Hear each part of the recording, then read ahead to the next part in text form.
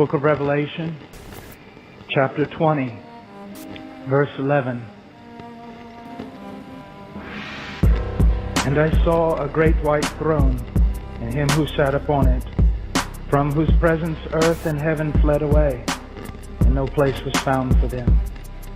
And I saw the dead, the great and the small, standing before the throne, and the books were opened. And another book was opened, which is the book of life. And the dead were judged from the things which were written, great and the small, standing before the throne, to their deeds. And the books were opened. And the sea gave up. Another book was opened, which is the book of life.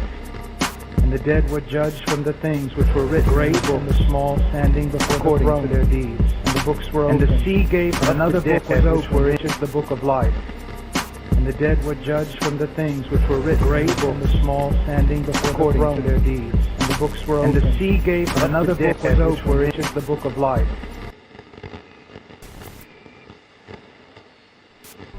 And I saw the dead, the great and the small, standing before the throne, and the books were opened. And another book was opened, which is the book of life. And the dead were judged from the things which were written in the books, according to their deeds. And the sea gave up the dead which were in it, and death and Hades gave up the dead which were in them, and they were judged, every one of them according to their deeds. And death and Hades were thrown into the lake of fire. This is the second death.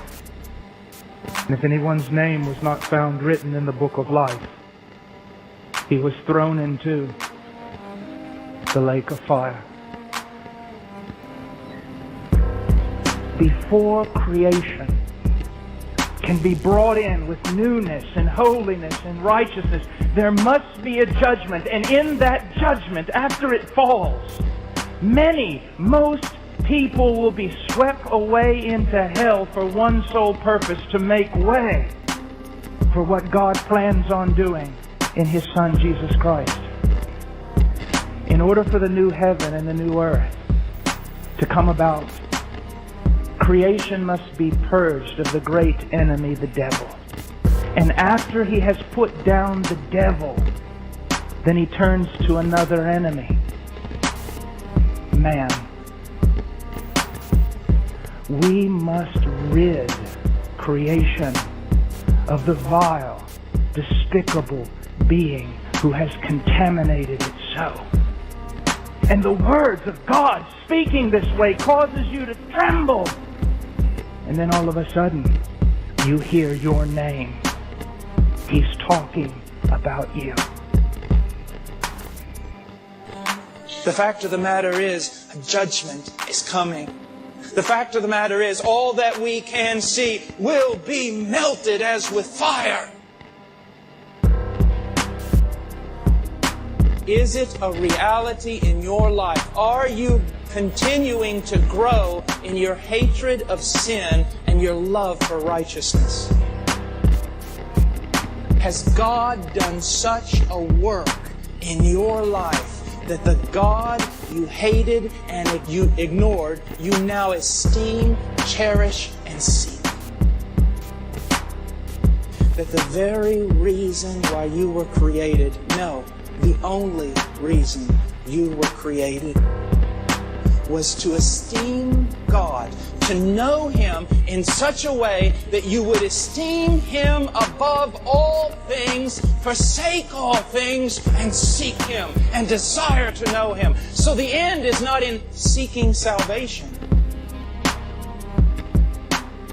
The end is not in seeking self-preservation.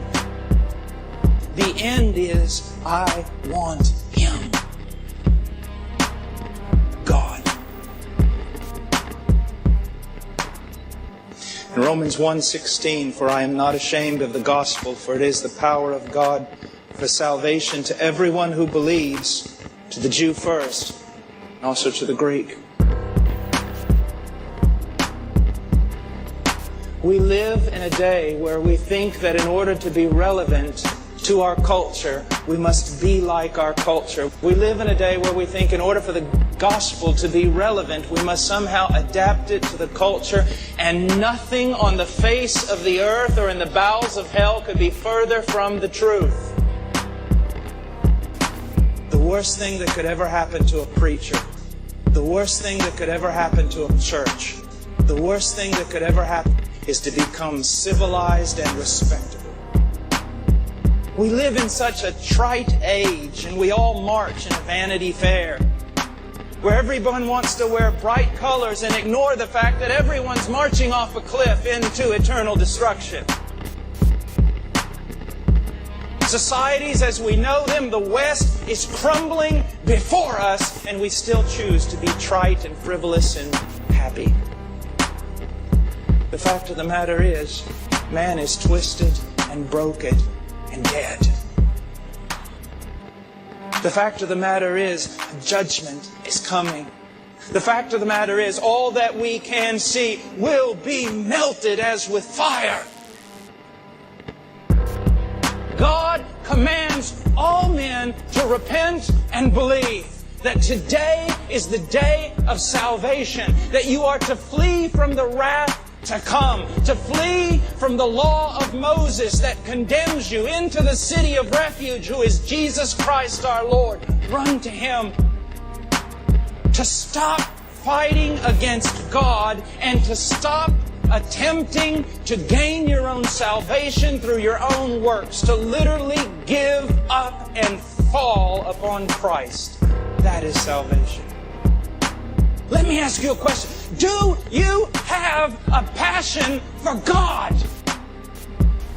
Do you desire Him? Do you long for Him? Yes, we all go through times in which our hearts are dull. Yes, we go through times when we need to be encouraged. Yes, we all go through times when our eyes are mesmerized by things they should not be. Yes, we all struggle in that. But if someone were to look at your life, would they say, this person has a passion, not for ministry, not for missions, not for evangelism, but for God? Is this a reality in your life? Is this a reality in your life? Birds flying high, you know how I feel.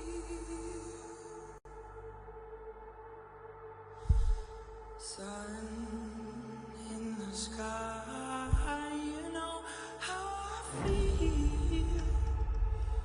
Breeze drifting on, you know how I feel. It's a new life,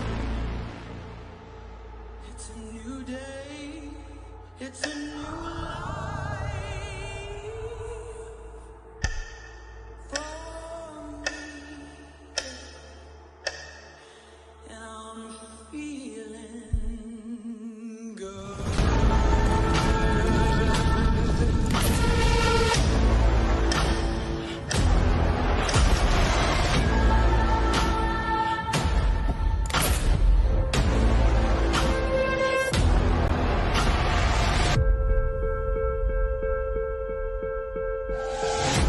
Fish in the sea, you know how I feel. River running free, you know how I feel.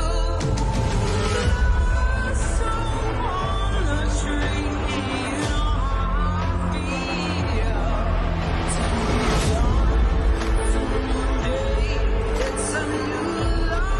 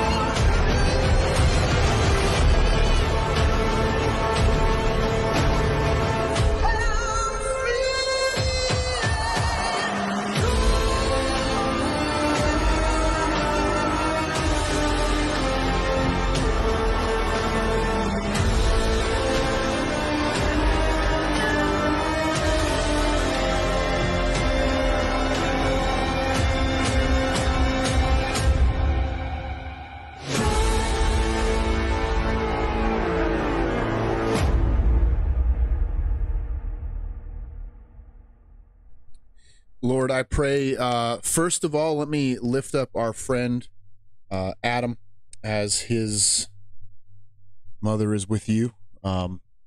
Just drop that in the chat for me. And I pray, Lord, that you would help him in this season. I know that death is not natural to anyone, and even you cried, Lord, when your friend died. Even when you knew you were going to resurrect him, it still broke you.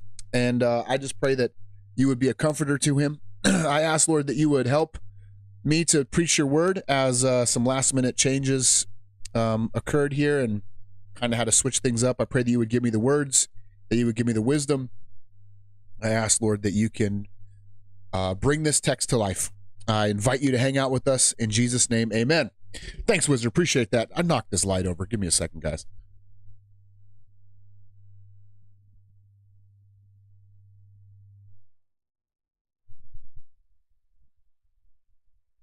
Good. Something like that.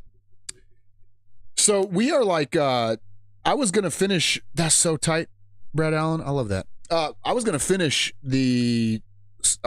Revelation today. And then I had all the slides built out, and then I went to go look at it, and I was like, God, that's a lot of text to go through. I'm going to need to break it up into 2 sections. So I don't know exactly how today's going to work as far as like, is it going to be really long? Is it going to be shorter than normal? I don't know. I just kind of picked a spot and said, let's cut it in half there. So we'll see. We'll see how it goes.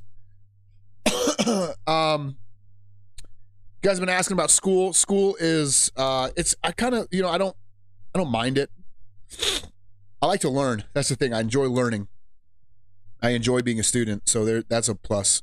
I don't necessarily like my classes. So for example, I don't like chemistry. Not a big fan of chemistry. But the more I kind of learn it, I'm like, oh, this is kind of dope. Seeing how all these pieces fit together. And so I don't know. It is what it is. I'd rather be live streaming. Let's see if anything else you guys talked about. That's pretty much it. Nothing new. My life is boring now.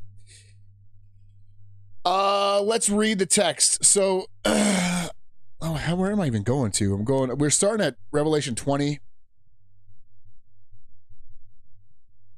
Going to 21 finishing at verse 8. Right? Yeah. I was going to go through the whole thing. Now I can't find where I started. Here we go. Let me read this. We'll get into it.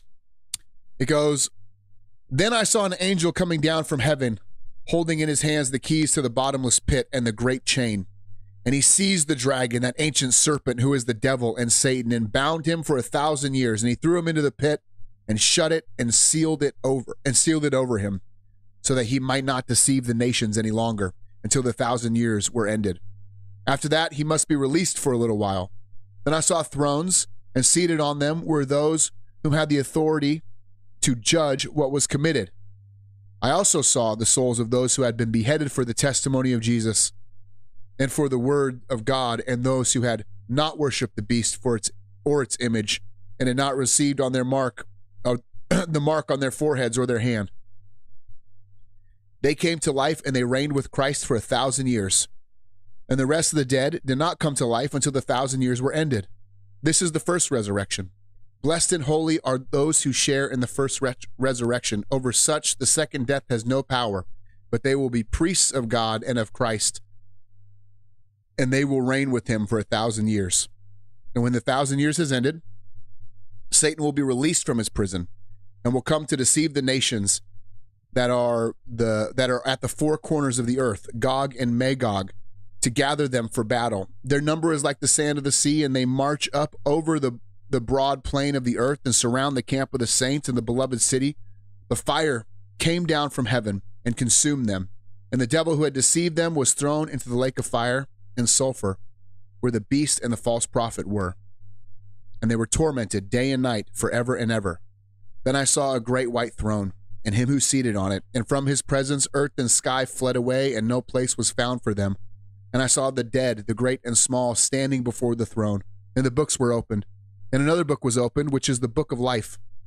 And the dead were judged by what was written in the books, according to what had been done. And the sea gave up the dead and those who were in it, and death and Hades gave up the dead and those who were within them. And they were judged, each one of them according to what they had done. When death and Hades were thrown into the lake of fire. Then death and Hades were thrown into the lake of fire. This is the second death, the lake of fire. And if anyone's name who was not found written in the book of life, he was thrown into the lake of fire. Then I saw a new heaven and a new earth. For the first heaven and first earth had passed away, and the sea was no more. And I saw a holy city, the new Jerusalem, coming down out of heaven from God, prepared as a bridegroom adorned for her husband. And I heard a loud voice from the throne saying, Behold, the dwelling place of God is with man, and he will dwell with them, and they will be his people. And God himself will be with them as their God, and he will wipe away every tear from their eye, and death shall be no more. Neither shall there be mourning or crying or pain any more, for the former things have passed away. And he who was seated on the throne said, Behold, I am making all things new. And he said, Write this down, for these words are trustworthy and true. And he said to me, It is done. I am the Alpha and the Omega, the beginning and the end. To the thirsty I will give from the springs of water of life without payment. And one who conquers will have this heritage, and I will be his God, and he will be my son. But as for the cowardly, the faithless, the detestable, the murderers, the sexually immoral, sorcerers, idolaters, and all liars, their portion will be the lake that burns with fire and sulfur, which is the second death. That is where we're going. That is where we are headed. Like I said, we got two more sermons left in this. Chatelet was like, dude, are we out of Revelation yet? And I'm like, I feel you, bro. It's not my favorite book either. Yet here we are. 2 more sessions left. Let's leave prayer requests in the comment sections. I go back and I pull those up into a sheet. And I pray for them throughout the week. Anytime I hop on my computer, they pop up, and then it's like a note to myself, like, okay, pray. It's like I pop on the computer, and I'm on the computer all the time that I do schoolwork. So it's like pops up, boom, boom, boom, boom, boom, pray through them, start my schoolwork.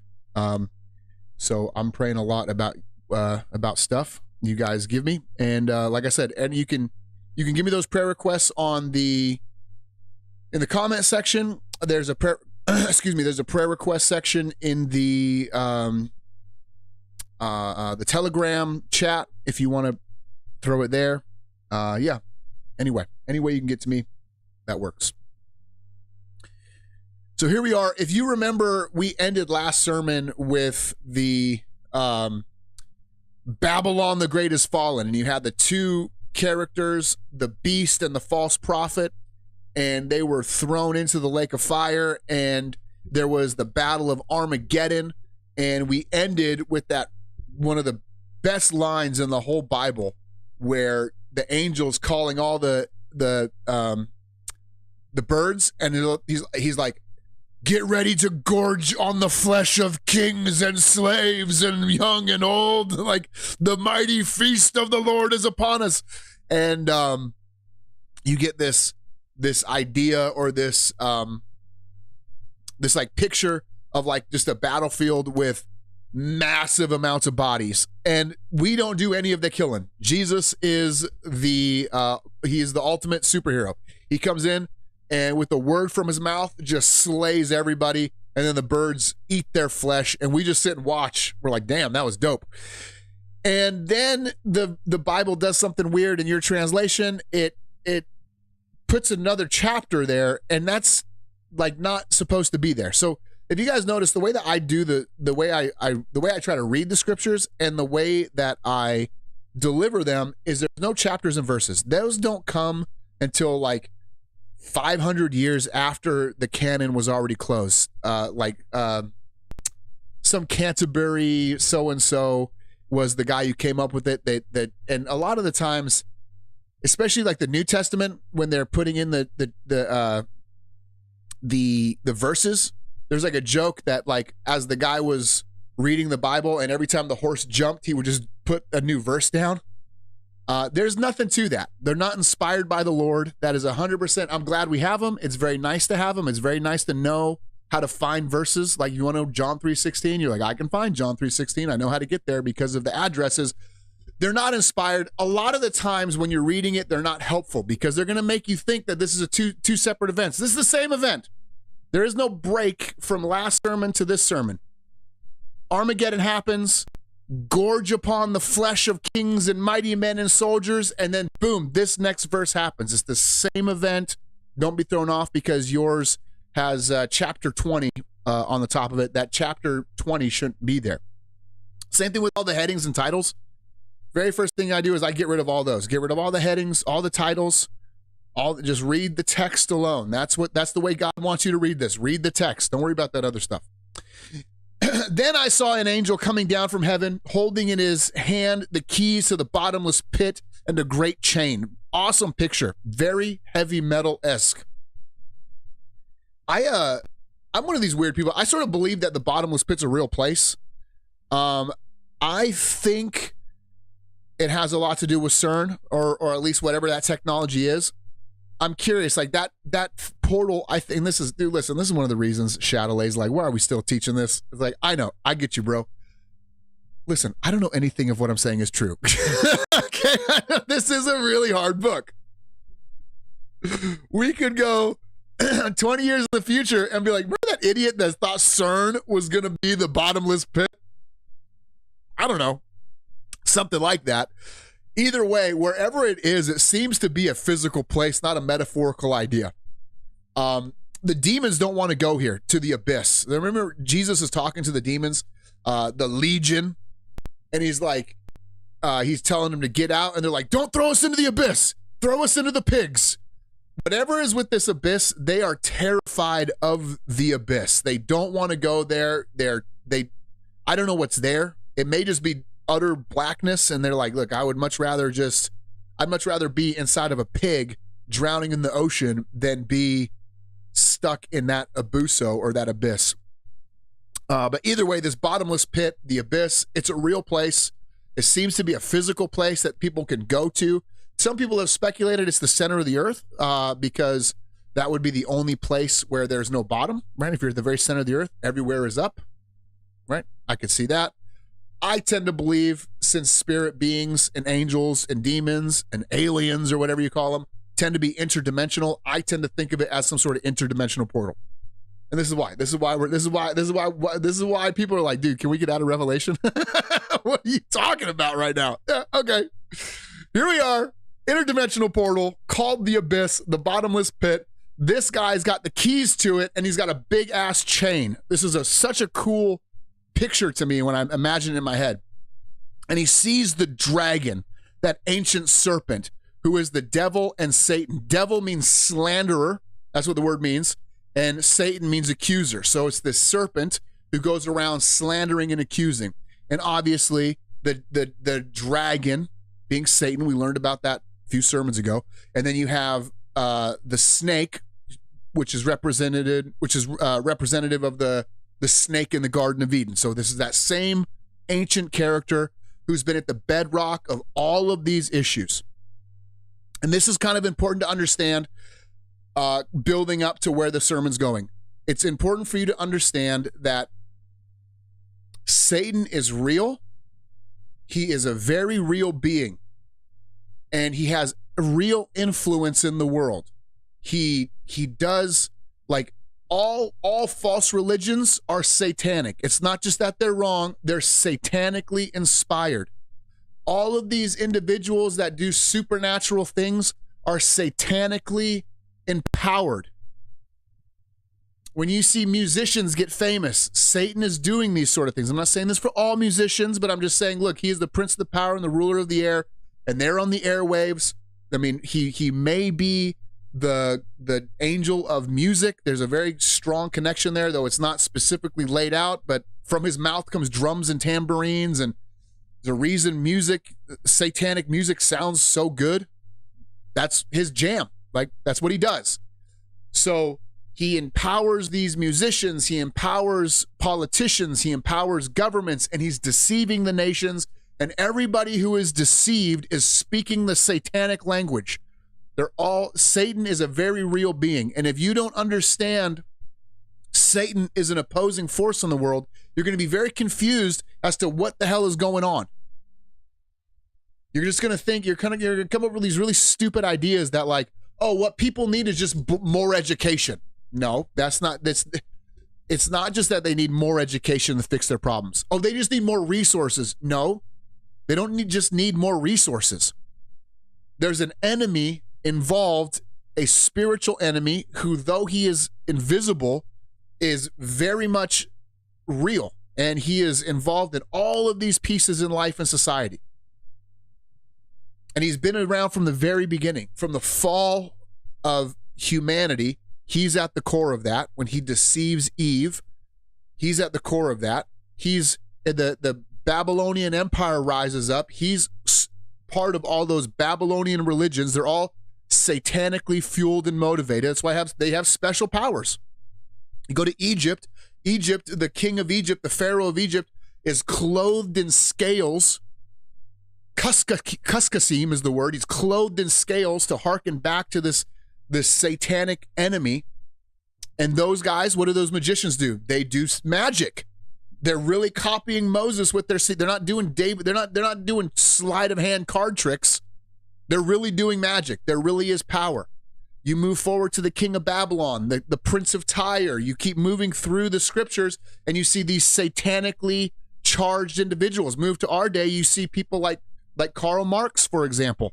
Now, Karl Marx has his very famous play where he's like, I'm possessed by the devil. And his own father comes out and says, I think my son is possessed by a demon. His own father says that. And all through history, you just march all the way down. And you see the pitfalls of communist China, and their symbol's a red dragon. And they say, in order to be part of our party, you have to be an atheist and deny God, AKA you have to be Antichrist. At the very heart of all of this, through all of human history, is this being, the dragon, the serpent, the accuser, the slanderer. And right now he's going to get dealt with. Right now he's going to be bound. People, there's this weird understanding in the church that we are living in the times where Satan is bound because of the works of Christ. It's amillennialism. Like, we're in the millennium right now. And I'll talk about that position as we kind of move into the millennial reign. I'll tell you why I disagree with it. But there's this idea, and it's probably the most prominent idea in all of the church. If you sit there and you go to a typical Baptist church or Presbyterian church or Mennonite church, for you, Brad Allen in Canada, or, a Methodist church, or even probably some Catholic churches. I'm not really sure exactly where they stand officially, but all of these churches, the predominant mainline understanding in Christianity is that they are amillennial, meaning there is no millennial reign. That's all metaphor. I held this position for a very, very, very long time. And then I read the Old Testament a little closer and said, I can't be that anymore. But the idea is, Christ is currently ruling and reigning in heaven for 1,000 years. 1,000 years isn't a literal 1,000 years. Okay. It just means a really long time. The same way we would use 1,000. There's like 1,000 cars out there. It's like, I just mean a really long time. And he defeated Satan, and Satan is currently bound. And that's why you see the church progress, right? The church is progressing, like Christianity is the dominant force around the globe through history after the church, and all of that is true. But my big problem with that is, look, if Satan is bound right now, you have way too long of a leash on that guy. Way too long of a leash. He's not bound, dude. He's still running amok. He is still wreaking havoc to this day. We just got finished, and we're still currently in the midst of massive global deception. It says Satan's job is to deceive the nations. He's still doing it. But a time will come where he is going to be bound. This angel is going to come. And I love that the Lord doesn't do it. The Lord defeats him, and then he looks at him, and Satan's like, yeah, my time, the big fight, the big time. And he's like, Michael, handle my light work, bro. And then Michael just comes in and puts a chain on him. So he's bound, and he binds him for 1,000 years, and he throws him into the pit, the abyss, and shut it, and he sealed it over him so that he might not deceive the nations any longer. Again, who's deceiving the nations? Satan is deceiving the nations. This is one of the reasons I sit there and my mind is blown. We talked about this a few sermons ago, where the Lord is doing all these things to show Christians, hey, the time is near. The time is near. And I've said this a million times since I started Revelation, but here you have a dragon specifically a red dragon. That's how he's described, a red dragon who deceives the nations. China with their COVID virus is a red dragon that deceived the nations. And you're like, oh yeah, it seems pretty on the nose. Not that China is the red dragon here, but it's like the Lord is showing you this, saying, hey, pay attention. The time is near. The time is really, really, really close. I'm putting all of these things in here. If you're paying attention, you're gonna be like, red dragon deceiving the nations. Okay, check. Just waged a war without arrows. Okay, check. And then all these different things you're gonna see. Euphrates River drying up. Very fascinating. Check. Are you seeing all these things take place? And you're like, oh, can't buy or sell unless you have the mark. Okay, we already see that, how that's coming about. Like, and all of these things are kind of at the forefront for those paying attention. And here he is. He takes this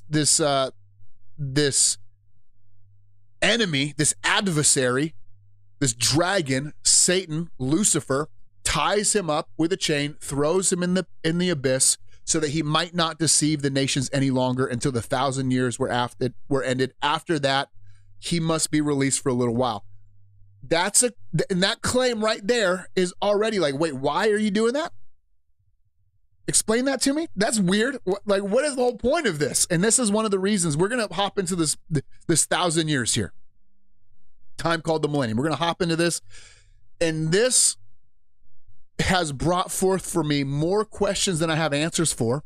It's going to be one of the weirdest times in human history. And it wasn't until preparing for this sermon that God gave me insight to why he's doing it. And it's actually really obvious. Once I explain it to you, be like, oh yeah, that makes sense. That totally makes sense. But for a while, I was like, what is the point of the millennium? How is this even this is a crazy time. So let's get into it. He defeated all his enemies. Christ has returned on the Battle of Armageddon, got rid of his enemies. That was the feast on their flesh, threw Satan into the pit, and now he's ready to set up his earthly reign. Before we start, let's say why I believe this. Why do I even believe this is real? Because again, this is when I start explaining to you what this seems to look like from the Old Testament, you're going to be like, that's just a weird time. It seems unrealistic. Yeah, it does seem pretty unrealistic. It is way easier, logically, to make the 1,000-year reign of Christ just an allegory. That is so, like, it solves so many problems and it fits so nice. It's like, oh yeah, all these pieces make sense. They all fit really clean. It's like, yeah, he's ruling and reigning on a throne right now in heaven, which he is on a throne ruling and reigning in heaven. He is ruling and reigning in heaven. He really is. It's like, that's where he's going to rule. You know, Jerusalem and Jews and like the temple, that's really us. We're the temple of God. And you can make all of this mean something that it doesn't mean. The problem is when you go to read the Old Testament, it describes this period a lot, like the time where the Son of David will reign. Just go through Ezekiel. There's no way you're going to get to the point reading this and be like, oh, yeah, that's all a metaphor for like some, like, no, it's clearly a real time. It's clearly a real time. And people will be like, oh, it's the heavenly state. People are going to die at this time. There'll be believers and unbelievers during this time. There's going to be a temple. There's going to be all weird stuff going on here. So let me explain, outside of Revelation, some things that I sort of just, I didn't go like in depth and like look up all the passages, but from what I kind of know from reading, and again, the big places are going to be some stuff that we read when we went through the minor prophets, a little bit there, a lot in Ezekiel, a lot in Isaiah. Those are going to be the three main chunks where you're going to get this picture painted of this time period where the Son of David sits on a physical throne. He's going to sit on a throne. His temple, the new temple that he's going to be on, is not in Jerusalem. That's kind of fascinating. It's going to be far north. Outside of that temple is going to be this river that comes down. We're going to have like glorified bodies at that point. Not everybody. There's going to be people walking around with glorified bodies and people that are not glorified. All right, so you're going to have normal people, and then you're going to have superhumans, which are the Christians. There will be sacrifices done in the temple. I don't know why. That's very weird to me. That's clearly laid out again in Ezekiel. The river coming out of the temple, there's going to be a river coming out that's going to go through the New Jerusalem. That may be a river of life. Maybe not, though. That river of life may be a scene for later. Not even New Jerusalem. It's Old Jerusalem. New Jerusalem doesn't come till later. You're going to have kings are going to come forward, and they're going to have to bring tribute to God. If they don't offer him tribute on one of the holy days, I can't remember exactly which one, it won't rain in their country. He'll just be like, turn the rain off. That's what it says. Like, and the kings that did not give tribute on his birthday, they didn't get rain that year. They suffered drought till next year. And if people are going to live long, it's going to be a time of absolute peace and abundance. There's going to be massive abundance. Like, nobody's going to be poor. Nobody's going to want. There's going to be awesome justice there. Because the problem we have now is, like, you think about our judges suck. The best judges in the world, which are going to be the Christians, we're going to sit and we're going to judge the nations and rule and make sure it's a perfectly just system.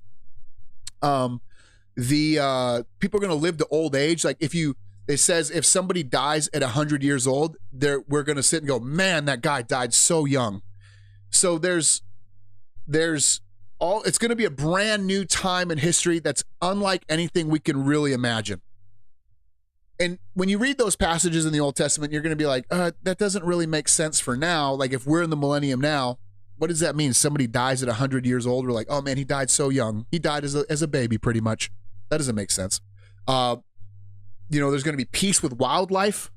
Someone will be able to stick their hand. A child will stick his hand into the adder's nest and it won't attack them. The lion and the ox will sit together.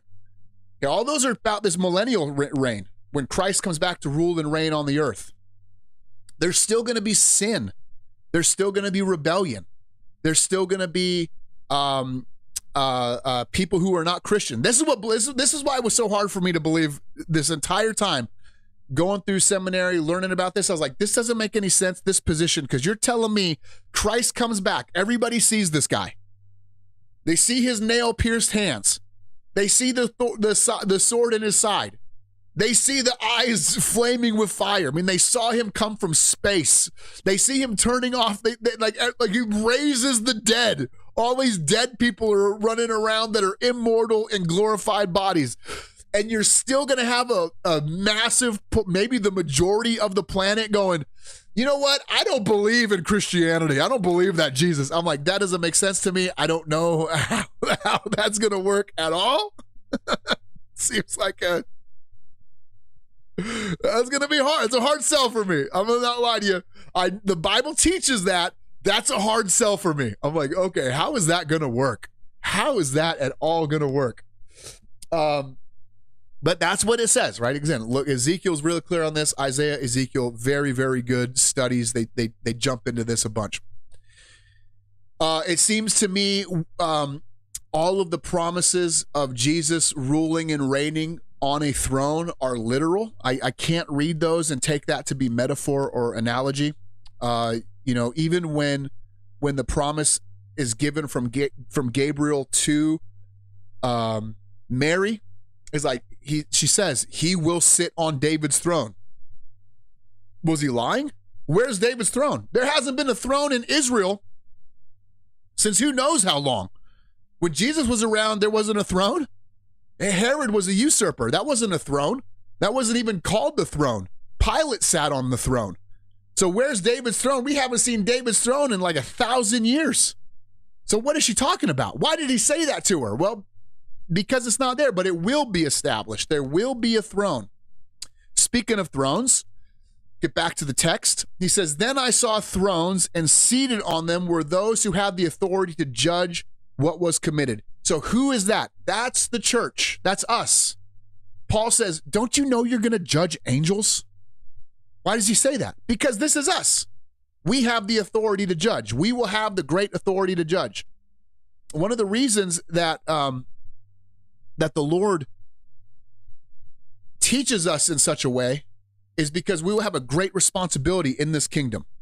The saints before, it's one of the reasons it says, judge not, yes, ye be judged, for the same judgment that you enact, it will be brought upon yourself. So he's very concerned with judging, very concerned with how we judge. It's not, he never says, don't judge people.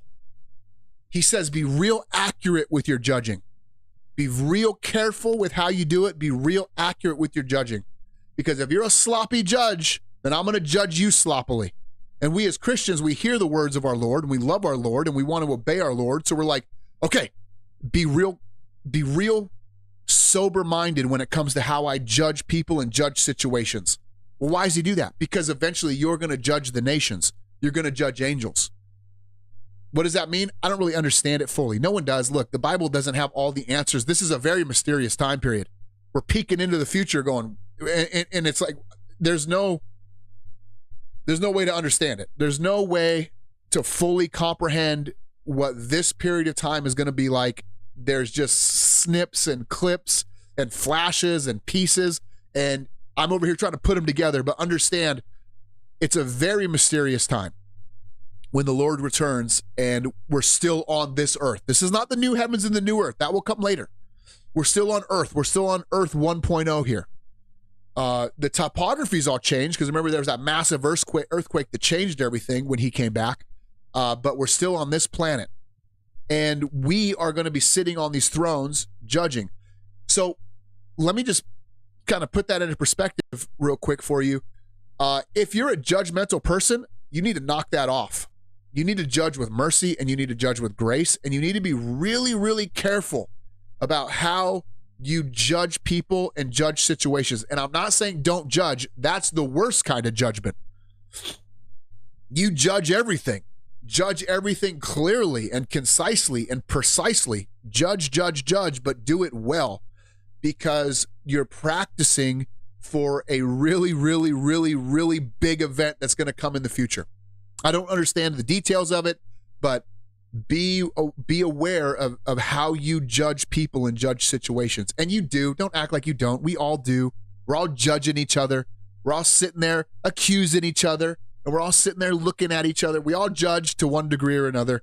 Okay, you're made in God's image. God is a judge. God cares with justice. So you are a judge concerned with justice too. Just make sure you do it well. Make sure you're sober-minded when you do it. Make sure you have a lot of mercy and a lot of grace and a lot of understanding. And make sure that however you're judging somebody, be ready to have that same heat put on you because that's exactly what's going to happen. You'll see that when we open these books here in a little bit. Also, I saw the souls of those who have been beheaded for the testimony of Jesus. Who are these guys? Could be two groups of people here. It could be the last of the Old Testament saints. John the Baptizer, he was the very last prophet. So you look at Old Testament prophets, Elijah, Ezekiel, Jeremiah, Daniel, right? These guys, these awesome prophets of the Lord in that whole time period. Some might call it a dispensation. That whole time period of Christianity. John the Baptizer was the last Old Testament saint. Well, how did he die? He got his head chopped off. By the way, season 4 of Chosen is out, and I'm loving it, dude. I'm like, oh, I love that show so much. I love it so much. Some of you guys hate it. I don't know why you would hate it. I love it.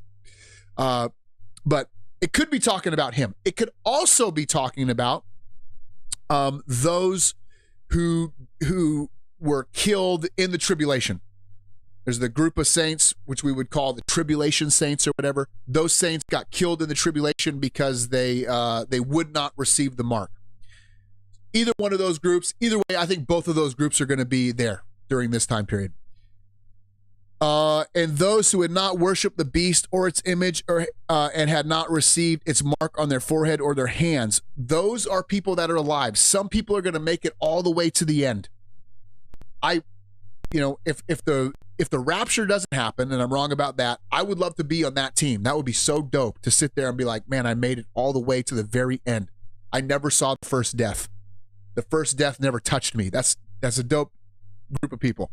And so I think that's talking about them because you have some that rose from the dead, and then you have these other ones that never took the mark, they never worshiped, and they made it all the way to the end, all the way through the battle of Armageddon, and they just stood firm to the end. Some will call these the tribulation saints.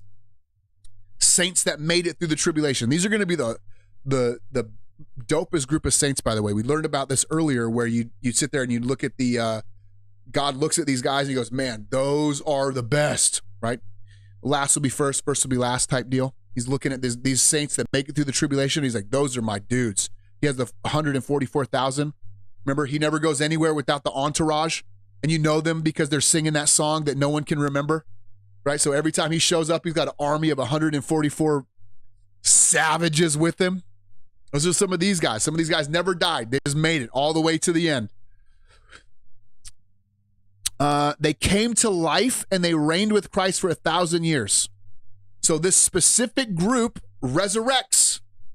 The rest of the dead did not come to life until the 1,000 years were ended. This was the first resurrection. Blessed and holy is the one who shares in the first resurrection. So there's this initial resurrection of the saints. So that's what I'm saying. All the church is going to be there. Old Testament saints, New Testament saints, guys like us, people that died in the tribulation, all of God's people from that point backwards through history all come to life.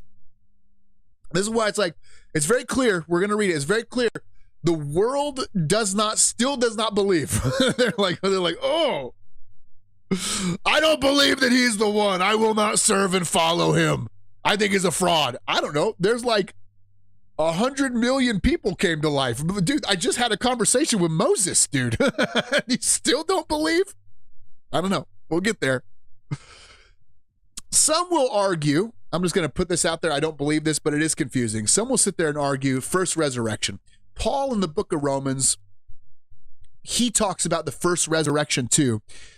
When he's talking about the first resurrection, he clearly means being born again. That's another way to describe it. So like, I was raised from the dead when I became a Christian. I put my faith in the Lord. I trust in the Lord. He gave me a new heart. He gave me a new nature. And I was once dead and then I'm alive and I'm connected to this spiritual being. Paul calls that the resurrection or the first resurrection. John in this book is using the same words, talking about a different event. He's talking about a physical resurrection, but you could see why some people think the millennial reign happens and they're like, oh, the first resurrection. That's what Paul was talking about. He was talking about the first resurrection, being born again. See, this is all spiritual conversation. They all became born again. And I don't know. I don't read it that way now. I don't understand how you could sort of see it that way as I look at it closely, but just be aware as you're reading commentaries and you're talking to people, they're going to talk about first resurrection. This is the phrase. Listen, context determines meaning. Context determines meaning. I can say, man, my wife is real cool. And I could say, turn the heat on. It's real cool in there. I mean the same words, two different meanings. Okay. My wife is awesome. She's a very cool chick. Or the temperature is chilly. Okay. This is words. The same words have many, many, many meanings. You understand this intuitively. So how do we determine what is meant? Context. Context determines meaning. You understand what the word means based on the rest of the conversation surrounding it. I don't believe I can read this passage here and think John is talking about the first resurrection as simply being born again. It seems like they come to life. That's what he says. They come to life. They're alive. They're walking around during this time period. But just be aware of that. I know you probably didn't read that. Just some of your good Reformed friends will. And they rule and they reign they rule and they reign with him. Where's it? And the rest of the dead did not come to life until the 1,000 years were ended. So again, this is really important to understand. The first resurrection is for the saints. The second resurrection is for the rest of the unbelieving world. I think we'll see that, but we won't partake in it. I don't think we'll partake in that. Another thing, since we're talking about the resurrection, what will that look like? And again, this is not necessarily from Revelation. This is so there's a concept called biblical theology. Biblical theology is this. I take a theme in the Bible, like for example, the resurrection. And I go through and I pull out every Bible verse throughout from Genesis to Revelation. I just rip them all out. And I pull all the Bible verses out about whatever it says about the revelation or the resurrection, and I look at them all together and I go, okay, in light of all of this, this is what the resurrection will be like. I'm doing that a lot as I'm going through these books of the Bible. I'm not going to sit there and rip out every single passage pertaining to the Messiah reigning on David's throne. That would take forever. That would be 3-4 hours of just reading Bible verses. I don't got time for that. That's why Paul says, be a Berean and look for it yourself. He says, the Bereans were more noble than the Thessalonians. The Thessalonians were badasses, by the way, in Christian life. He didn't have a single bad thing to say to them, but he said, the Bereans were more noble than the Thessalonians because they didn't just take my word for it, but instead they examined the scriptures themselves to see if what I said was true. So Paul's probably doing the same thing. He's like, I don't have time to pull up all of this for you. He's going to take my word for it when I start talking about some of these things, and then you go do the work. You got goggle it up yourself. Ask ChatGPT, give me every Bible verse pertaining to the resurrection of the saints, and you can look yourself up and fact check me, see if I know what I'm talking about or not. But it seems like there is when the initial resurrection happens, this is probably around the time of the marriage supper of the Lamb. I don't know if that's in heaven or if that's on earth. It's very confusing and where it takes place exactly. But during that feast, there will be a time of rewards. There's going to be a point where you pass through the fire, first of all, is what it talks about. And whatever you bring with you to heaven must pass through the fire. We all bring things with us. We bring ideas. We bring parts of culture. We bring books that we've written or whatever. Anything in your life that you could think of, you have an opportunity to bring that with you into God's kingdom. But it must pass through the fire. I don't think a lot of stuff's passing through the fire for some people. It says some people are going to go through the fire and nothing will last, but they will make it, but as ones who barely escape the flame. It says that in 1 Corinthians. So we're going to have everything in our life judged, not judgment to be condemned. It's not like you're going to look at this and be like, you suck and you suck and you suck. That's not going to be like that. He's like, dude, I love you. You're my bride.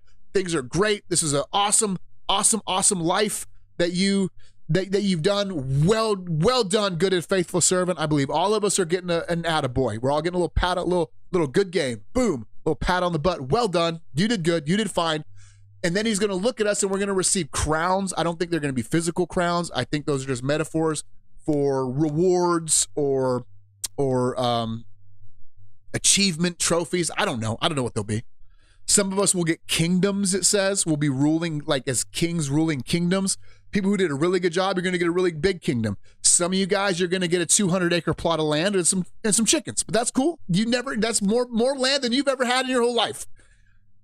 I want a big kingdom. I'm really shooting hard to make my life in this one count for that one.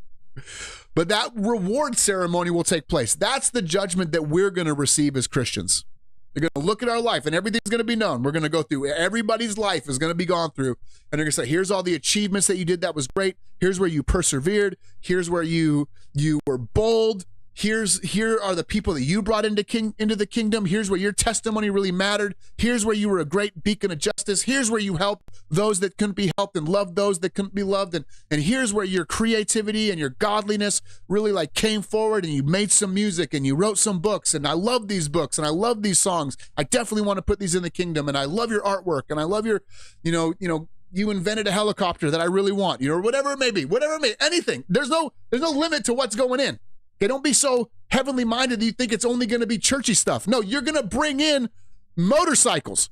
Okay, all of those guys who are riding around on their what is it? The biker churches? Yeah, dude, they're going to bring their motorcycles into heaven. Somebody's getting a motorcycle in. And you're going to be riding around a motorcycle going, man, praise God for those guys bringing this thing into the kingdom. These things are awesome. Okay, so anything can go. I'm convinced of that. So that is the part of this first resurrection that's not being mentioned here. And he's like, blessed is the marriage supper of the Lamb. Blessed are the first resurrection. Blessed are those guys. That's not the second resurrection. We'll talk about those guys. Blessed and holy is the one who shares in the first resurrection, over which the second death has no power. Won't die. They don't got to worry about the lake of fire. They don't have to worry about death anymore. It's like, dude, it's good. You're going to be good. It goes from good to better for you. I would advise you to be concerned about the first resurrection.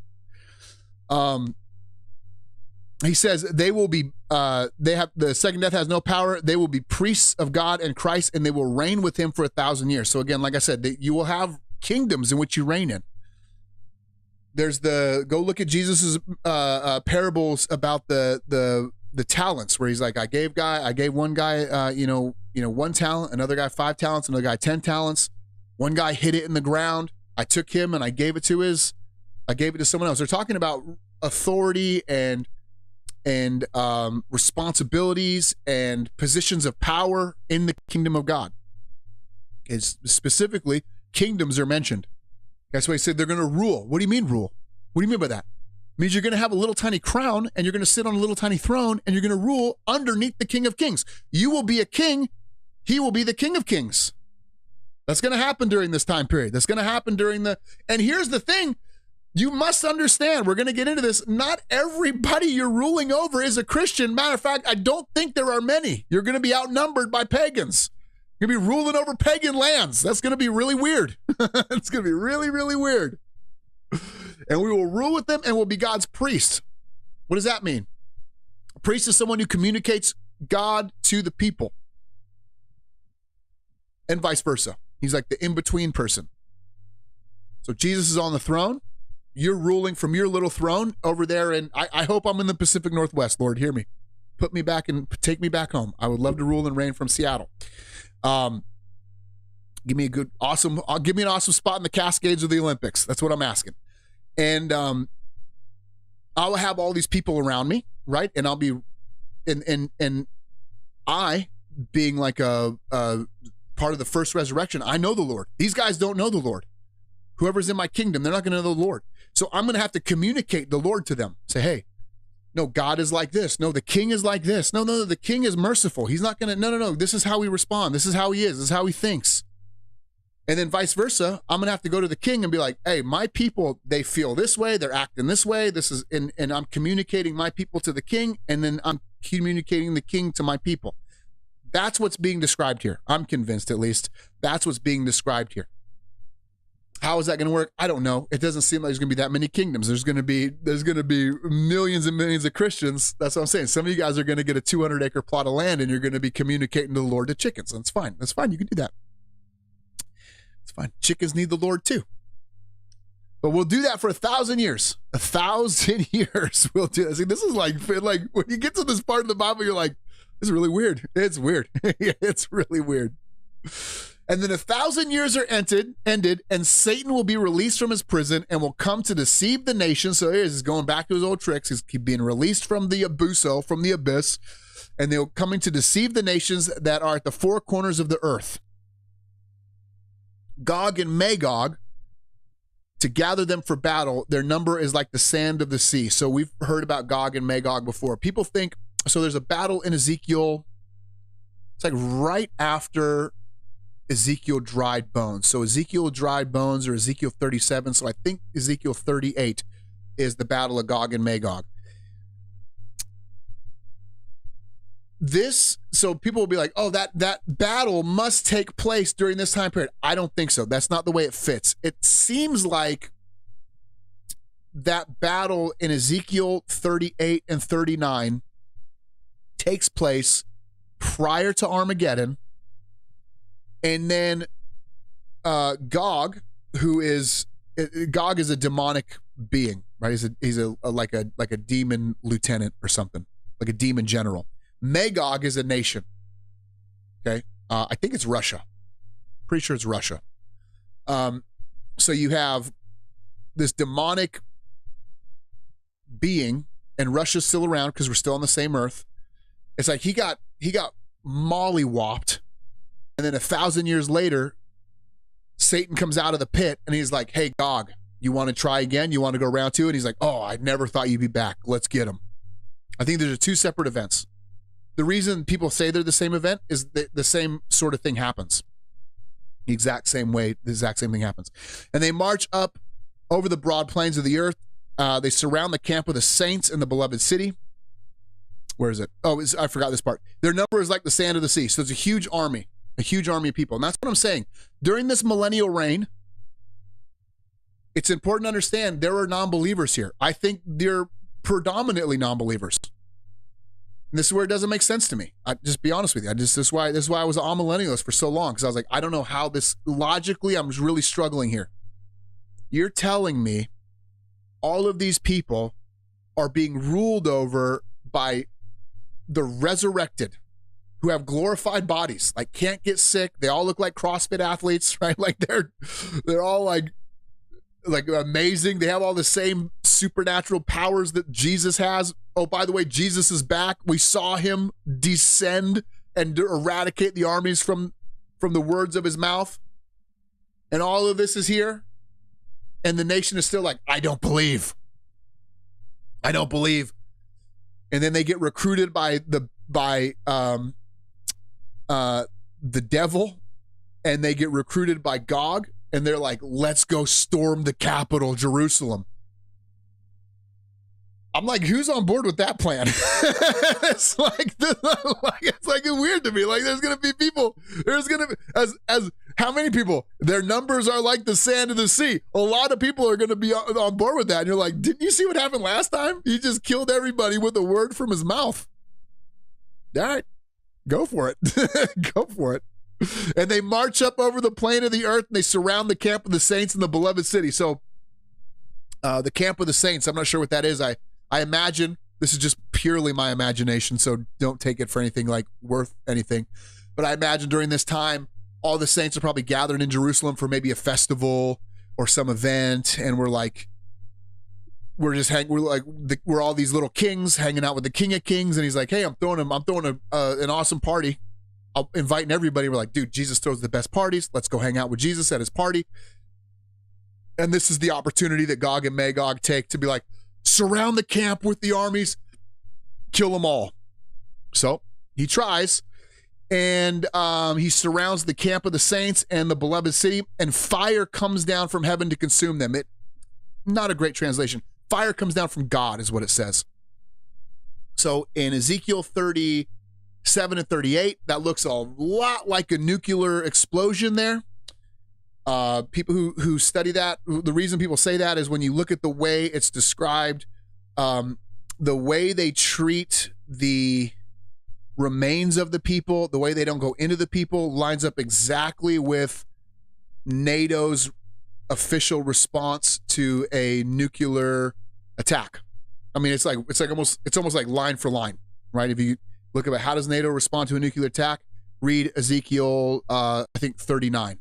Read Ezekiel 39 and read those things, and you'd be like, oh, this looks a lot like a nuclear strike. So fire came to consume them.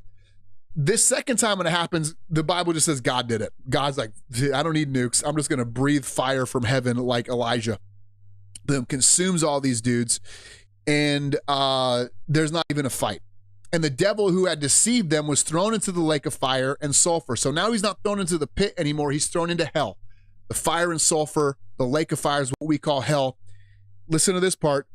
The beast and the false prophet, where the beast and the false prophet were, and where they will be tormented day and night forever and ever.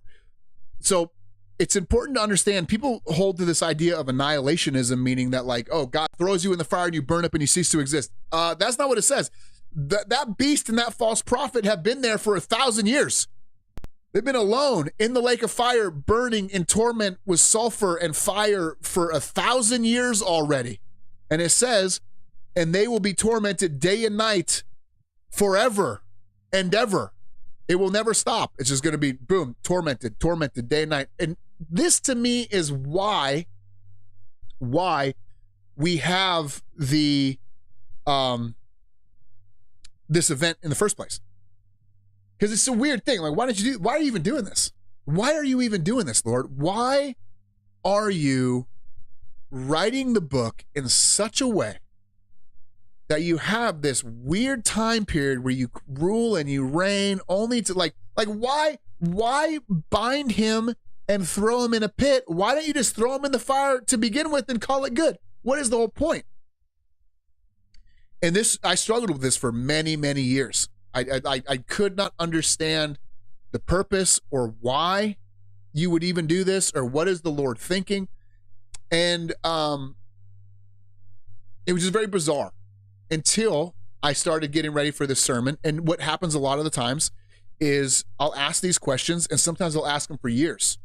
And then it's not until I'm getting ready to teach them to you that the Lord's like, okay, now I'm going to give you the answer, because you're going to teach it and you got to have some sort of answer for this question. So here you go, buddy. I think I know why this season exists. I think I know why he's doing this. And this is why. If you go on like Instagram right now, like, I don't know what your feed looks like. My feed is all people denying the Lord. I don't know how I got stuck in that cycle of Instagram stuff, but it's like every single video, or at least every like 30, it started out with jujitsu and skateboarding. I was like, this is awesome. And then it's like, oh, he's a Christian? Here, bombard him with every scientist that has scientific proof for why God isn't real, or every single atheist argument denying the existence of God, or every single college student out there who sits there and goes, well, if God is going to just make humans to throw them in the lake of fire, that doesn't seem like a God that I would want to serve. And it's like, I'm getting bombarded with this information and I hate it. I'm like, block. I'm not interested in this content. Like, why do you keep sending me this? And this is one of the big arguments. One of the big arguments is, I could never love a God that would send people to hell. Why create if you're just going to put them in hell? And someone said up here in the chats, who was it? I'm going to give you credit. Who was it? Maybe I won't give you credit if I can't find it.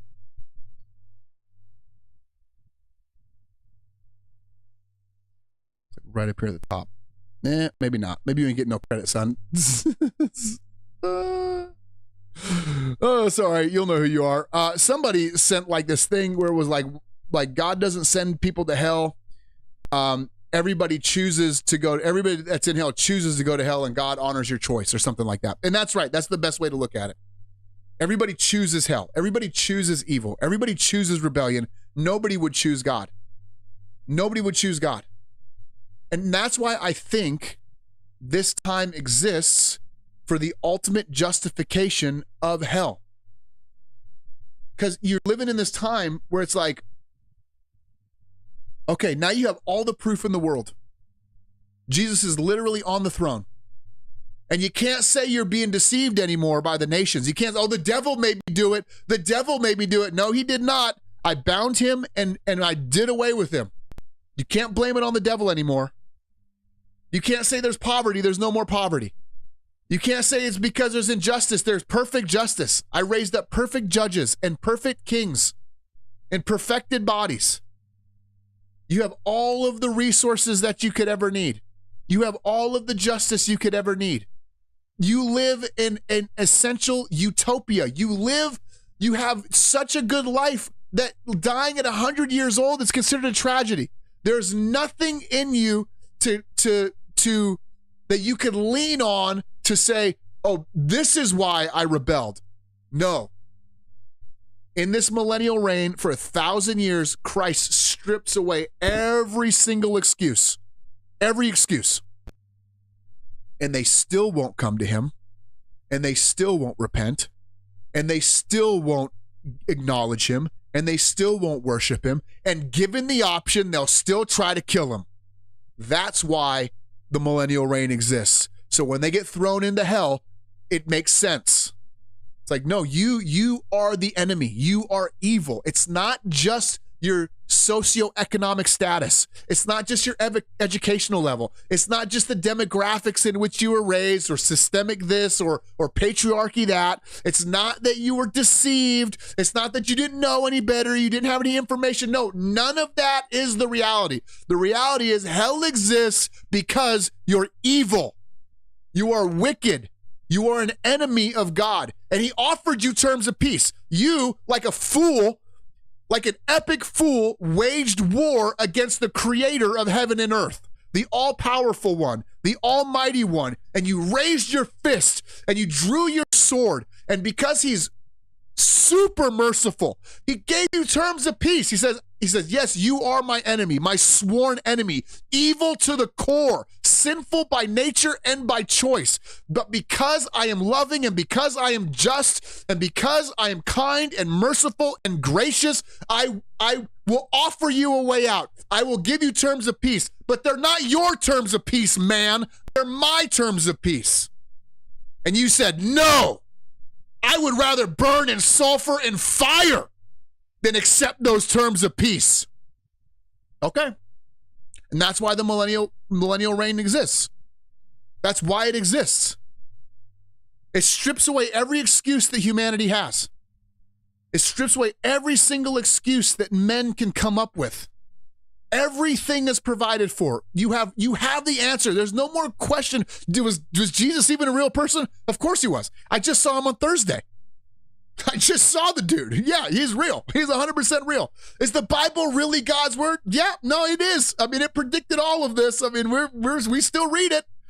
We still have it. And it talked about him coming back and sitting on that throne and all this is happening. There's no more excuses. There's no more excuses. It's not about you were deceived. It's not, and this is the heart. See, Christian, you have the answer to this already. We already know this. Humanity has to be shown this. God is really, really concerned that when he sends people to hell, they know why they're there. They're not going to be able to look at him and be like, you're unjust. He's like, no, you can't say that. You know I'm not unjust. So he's putting all these pieces in place so that when they're being punished, they know they deserve to be there. That's one of the things you get when you look at the rich young ruler and Lazarus, where God's talking about how Lazarus and this rich young ruler die, and they go to the holding place before all this happens, and there's a chasm between them. The rich young ruler, he dies and he goes to Hades. Lazarus, he goes to Abraham's bosom or paradise. And one of the fascinating things about the rich young ruler is he knows he deserves to be there. He knows, like, read that passage. I think it's in Luke. Read the passage. He knows he's supposed to be there. He knows. He's like, oh yeah, no, I'm getting what I deserve. I am getting what I deserve. And everybody deserves it. And that's the thing. People like, I don't understand why God would send anybody to hell. No, you're an idiot. You don't understand this. You aren't looking at both sides of the math equation, homie. It's not that you don't understand. I don't understand why he sends people to heaven. That's the mystery, dude. That's not that I know why he sends people to hell. I got kids. I know why he sends them to hell. I don't know why he saves anybody. That's the great mystery. That's the great epiphany. That's the one that has no angel there's not an angel in heaven shook by the fact that he is throwing humanity in hell. They're like, it's about time, Yahweh. But they are baffled that he is saving some. They're like, wow, what is going on here? Who saw this coming? I didn't know God could be like this. How did he do this? Why is he doing this? These guys suck. One of the great enemies, and this is what that Paul Washer sermon talked about. One of the things that's happening is God is getting ready to usher in a new heaven and a new earth. Okay, he's telling the story. He's brought us into the story. You and me and Christians, we're all in part of the story, and he is getting ready to make a new heaven and a new earth, and it's going to be better than anything that you and I could ever imagine. And in order to do that, he must purge the earth of all that is wicked and evil. So he starts with Satan and his enemies, and he throws them into the lake of fire. And then he turns to his second great enemy, man. We're enemies of God. I hate when you're like, we're all God's children. No, we're not, dude. That's not it. The Bible doesn't say that. If you're born again, you get adopted in, but that's an amazing gift. You're not Adam was God's child. He had a hand in making Adam, right? Israel, he calls Israel God's child, right? Because he brought Israel by his hand out of the nation. Anything that he has a direct hand in making, he calls that the child of God. So Israel's called the child of God. Adam was called the child of God. And Jesus Christ is called the child of God. And then we he transforms us, we become children of God. But like the random ass Muslim guy down the street, he ain't one of God's children. No way, son. That's not how that works. He's God's enemy. They're enemies. God is a king, and there is a rebellion within his kingdom to overthrow and usurp the throne. And it's not like the 1776 rebellion. There's like justice. Like, no, these are orcs, dude. These are evil. These are evil beings, demonically. And it's not just. Here's the thing too, and this is something that I've kind of worked through in my own heart. Me and the Lord have been kind of going back and forth on this. Even as a Christian, Satan puts things in front of me, and I love him. I'm like, I love. I don't want to say love, but I'm still attracted to the darker things of life. You know what I'm saying? Like the darkness is still appeals to me. Right? You guys probably understand this, right? You guys listen to like heavy metal and you're like, that shit's kind of tight. You're like I could date a vampire. Like I'd totally date a vampire. Yeah, that'd be tight. Right? Like all these little things that are like pop up in life. And it's like the flesh remembers like, oh yeah, like that's dope. But then the Lord is like, that's not dope. You're evil. You're evil. We got to kill that. We got to kill all of this to bring in the new heavens and the new earth.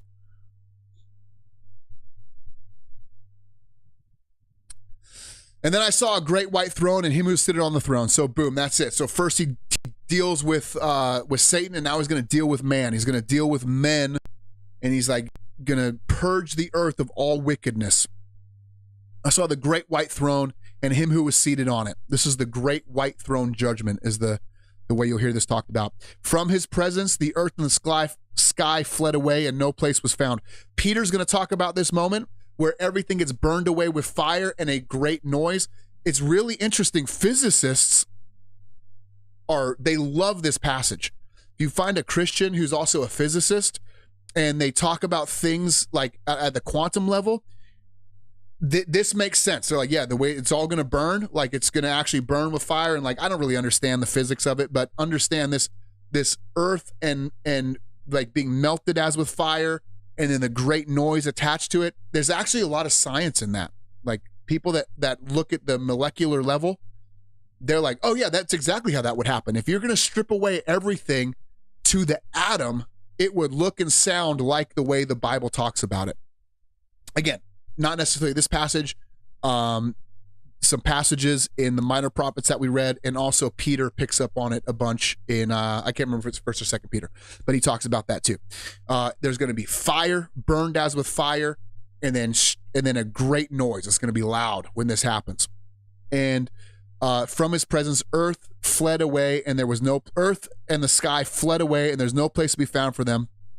So it's like everything just disappears. It's gone. So think of it this way. God is telling a story up to this point.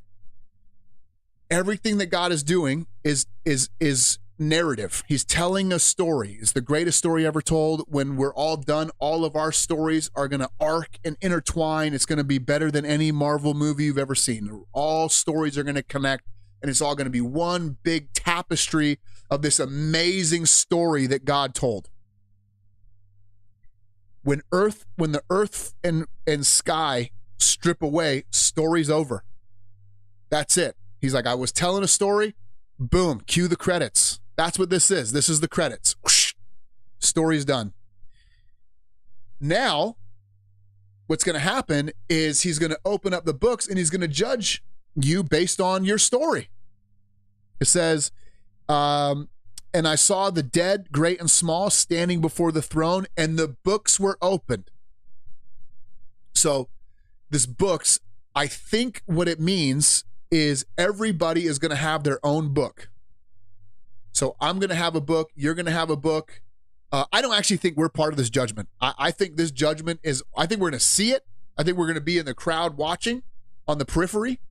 And then all of the world is going to be in the center before the great white throne. And we're going to sit there and we're going to watch them go through the books of every person. But we don't sit in this judgment. Christians, we don't sit in this. The Lord was judged for us. We're going to sit there and we're going to be, we already had our first judgment. Okay? I don't think this is for us. Our judgment was like rewards. This judgment is for how deep in the pit of fire do you go? And everybody's going to have their own book. So you're not going to be able to say, oh, I don't remember, or I wasn't there. No, it was written down. Everything's written down. Everything's documented. And I love that it's a book and not just memory. It's like, no, it's all documented. It's all legal. It's all authoritative. It's all sourced right here. It was all written down by the one who could not lie as it happened in real time. No mistake, no errors. You're not going to be able to say, oh, I didn't say that, or I didn't mean this. Like, no, it's in the book. Your book was written down. Your story was written. Every word, every deed. Says, and the books were opened. Then another book was opened, which was the book of life. So he's going to have another big, I picture this being a huge book, and it's going to be the Lamb's book of life. We learn already, you want your name in that book. We've talked about that book several times in the book of Revelation. You want to be, once you become a Christian, your name is jotted in. Really, if we want to be real technical, your name's already in there before the foundation of the world. Okay, he already knew who was going in that book. He wrote it down, all the names, before he said, let there be light. Okay, so, but either way, look at it this way.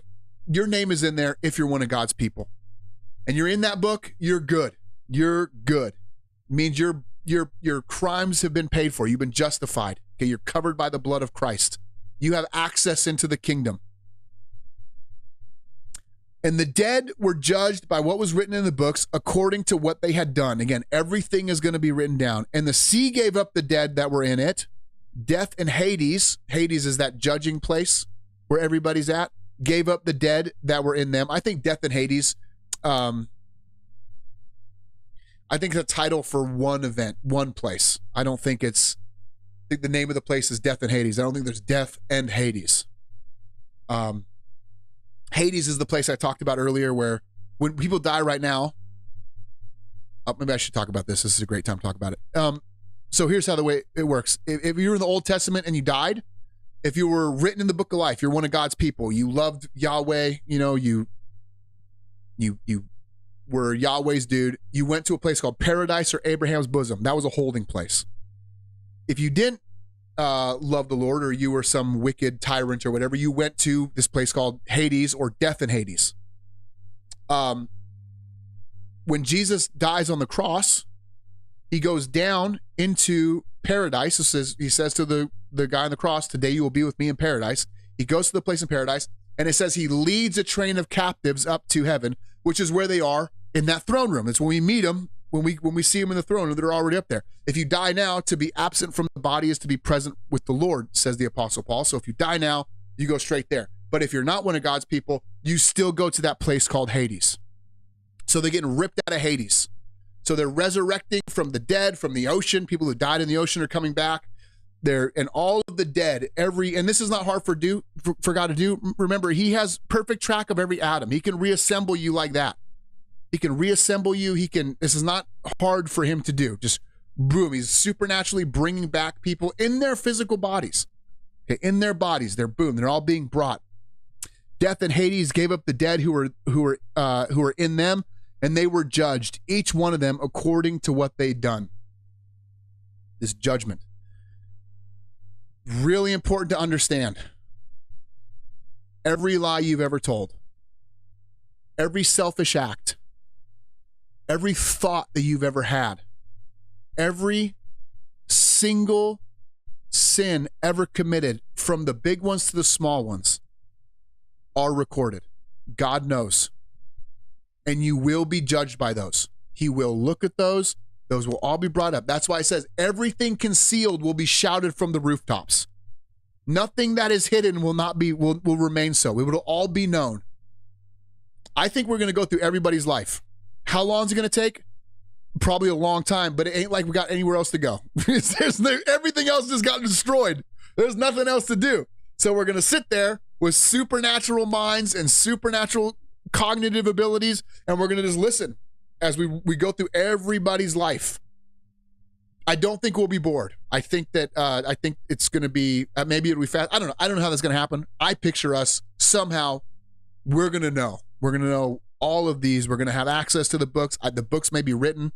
or read aloud. I'm not exactly sure, but either way,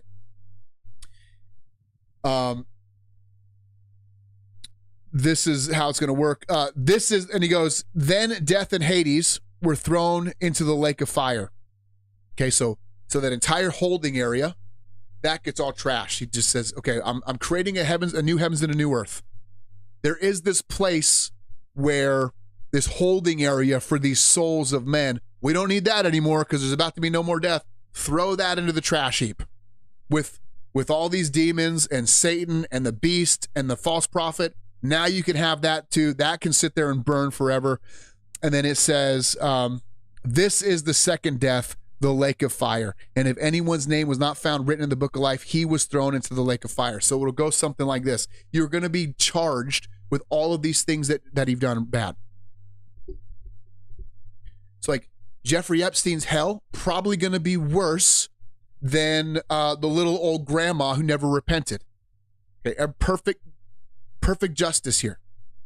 They're all going to suck, but they're all going to be perfectly just. So some people going way deep into the fire. And it's going to be he's going to go through and say, okay, you're a murderer, you're an axe killer, you're a cannibal, you're a rapist, and then he's going to get to some lady and be like, you didn't pay your taxes. And over here, I can see you were pretty snotty to your daughter-in-law. And you know what I'm saying? They're all going to get trashed. Some people going way deep. And then at the end of that, all this judgment, like, okay, here it is.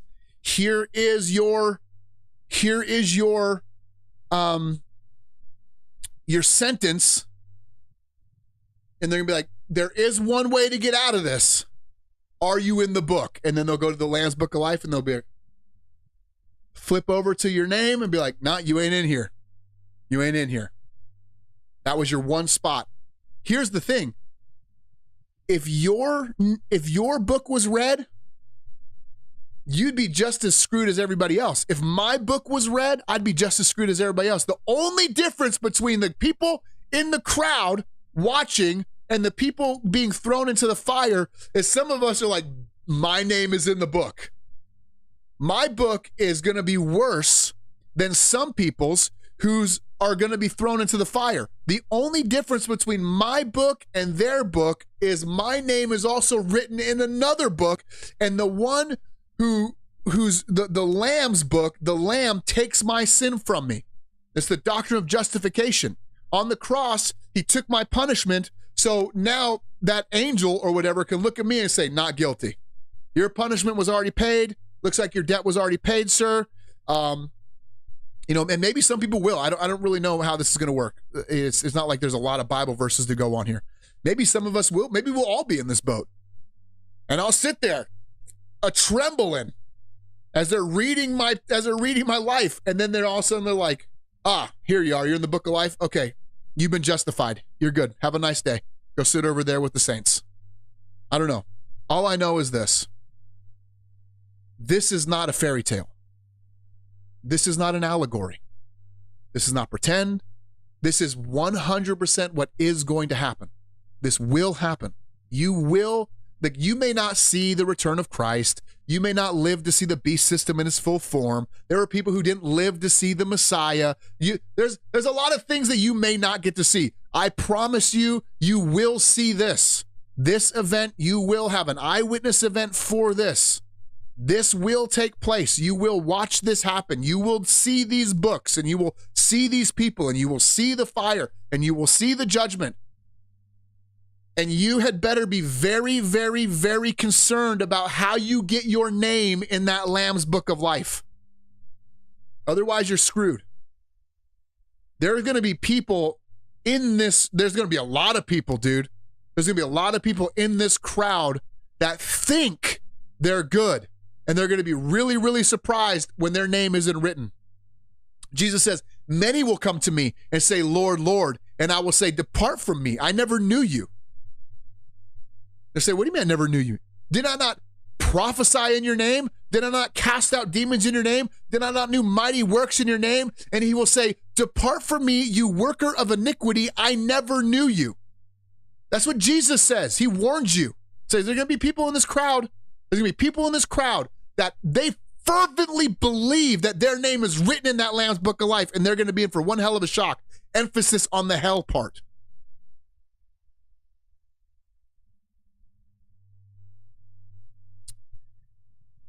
And then once he does away with all that, and we're sitting there stunned, whoever's left, right? The thousands of saints that are left, we're like, okay, that was wild. That was a long courtroom session. Then, after the story's been told, because that's what it is, he tells this big 6,000-year-long story, 7,000-year-long story, this huge story, and we see how all the pieces interconnect and all of the tapestry. We just saw how all of the people denied Christ, even though God sat there. And I've told people on that day, and I mean it.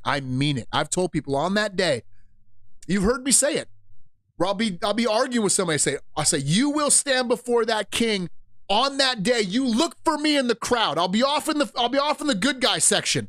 You look for me over there. Make eye contact with me. I told you this day was coming. I warned you about this day. You can't sit there and say, oh, how did I know? You'll be like, no, of course, Red Dawn Radio came and got in your face and told you about it. You can't say, I sent somebody. I sent a lot of somebodies, and you still didn't listen. After all of that gets done away with, and we're like, we see how all of the story is told from all the perspectives. All the saints, we know their stories. All the reprobate, we know their stories. We see how all the demonic entities played their part. We see all the works of the angels. We know the full story. Then he's like, okay, now, this was the purpose of all of this. Now, here you go. You get to enjoy this new heaven and new earth forever. This is called the eternal state. Now is what we call heaven. Now is the forever part of it. All of that, and that's why Paul talks about his time, and like Paul had lived a horrible life, dude. He was like shipwrecked. He was stoned. He was thrown in prison. He got like beaten near death. He had to like escape with his life from baskets. He was like his life was crazy, dude. He talks about, I bear in my flesh the afflictions of Christ, meaning if you took his shirt off, he looked like Kunta Kinte, dude. Just ripped apart and shredded. And what he talks about this world, because he's seen this, where he was taken to the third heavens, he saw glimpses of this. He said, it won't even be worth comparing. These are just light momentary afflictions. This 7,000-year period of history, that is just that's just a little tiny piece of the story that sets off the eternity. And when we get into this part, it's so pointless to even try to describe it to you. Paul says, no eye has seen, no ear has heard, no mind has imagined what God has prepared for those who love him. That's what the Bible says about this time period, the new heavens and the new earth. So, dude, you don't even got a brain for it. We'll try to explain it. I'll tell you some things that I see. It looks pretty awesome, but it's like, there are no words to describe. You and I don't even possess the imagination, the ability to imagine how dope it is going to be. We don't even have that ability. It's like trying to explain color to a man that was born blind. It's like, it ain't never going to happen, dude. There's not enough words in your vocabulary to get that across. It's the same way. The same way. So here it is. We're going to do our best. He says, then I saw a new heaven and a new earth, for the first heaven, the first earth had passed away, and the sea was no more. The people hate this because if you're like me, I love the ocean. I come from a family of mariners. Okay, Australians specifically hate this. They love surfing. They love the ocean. I don't think that means there will be no sea in the way that we like. I think you can surf in heaven. I'm pretty sure you're going to be able to scuba dive in heaven. You might not even need scuba gear. You can just be able to gill your way through the great sea. Understand when in the ancient world, when they talked about the sea, that was like a scary place, like the unknown. Remember, Leviathan lived in the sea, and it says the dead were in the sea. The sea, to the ancient mind, is a place of terror. I think that's probably more what's being said here than there'll be no ocean. I bet there'll be an ocean. Okay, like the ocean's a great place. Humans love the ocean. I mean, come on. Peter and John and all those dudes grew up as fishermen. God created all these fish. Is he just like, I'm done with fish now? Fish had their run. We'll keep the birds. We'll keep the land animals, but I'm done with fish. No, I don't think so. I think there's still going to be a sea. I just don't think it's going to be like, it probably won't be salt water. You know, they'll be able to drink it. You know, I'm sure there'll be all these things that are different about it. But if you're a surfer, or if you like to scuba dive, or you like to be on the ocean, I think you're going to still have that ability. I wouldn't read too into that. And I saw the holy city, the New Jerusalem, coming down from the heaven of God, prepared like a bride adorned for her husband. So this city, it's going to be, we're going to go over the dimensions next week. It could be a cube. It could be a pyramid. I'm not really sure exactly what we're looking at here. And for a long time, I thought that it came down to earth. I just assumed that. Somebody actually mentioned, it doesn't say it comes down to earth. It said it comes down. It may be sitting in orbit, and that actually makes a lot more sense to me. So from now on, the way I picture it, this thing is in orbit. It's actually not sitting on the earth. It's a city that's like a space station, like in the upper atmosphere. That's going to make sense, actually. That's actually going to clear. Once I found that out, once somebody kind of like showed me that, I was like, oh, all these verses make a lot more sense now. We'll see. I think we're going to get there next week. But either way, so this city comes down. It's huge. It's the size of the moon. Okay, it's the same square footage of the moon. It's either in a giant cube or a pyramid. We're not really sure exactly. It could be either one of those. And it's massive. It's this massive city called the New Jerusalem. It's where we're going to be citizens of this place. We're going to be citizens of the New Jerusalem. And it says, you know, prepared like a bride adored for her husband. This city is going to be so awesome. We're not going to get into it this week. We're going to get into it next week, but just understand all of the awesome things that you would see about a city. Just go look up beautiful city. Just hit it up in Google, beautiful city, and you're going to see amazing architecture. And it's good. Like, it's like you see that and you're like, this is good. This is not a bad thing that humans did. Yeah, we got inner city problems or whatever, but when you sit there and you look at Florence, or you sit there and you look at like old world, you know, Rome or Greece, or you look at you know, places like Paris at nighttime, or New York at nighttime, or Tokyo at nighttime, or Osaka, right? You look at Osaka during the medieval period and you're like, that place is dope, dude. And there's something about human beings where we look at cities and we're like, yes, this is one of the things like theological anthropology. Human beings create cities. Why do we do that? Because we're made to live in one. That's why we're made to live in an awesome city. And for 2,000 years now, God has been preparing a place for his people. He's been preparing this city. I don't know what that means. I just know it's going to be epic.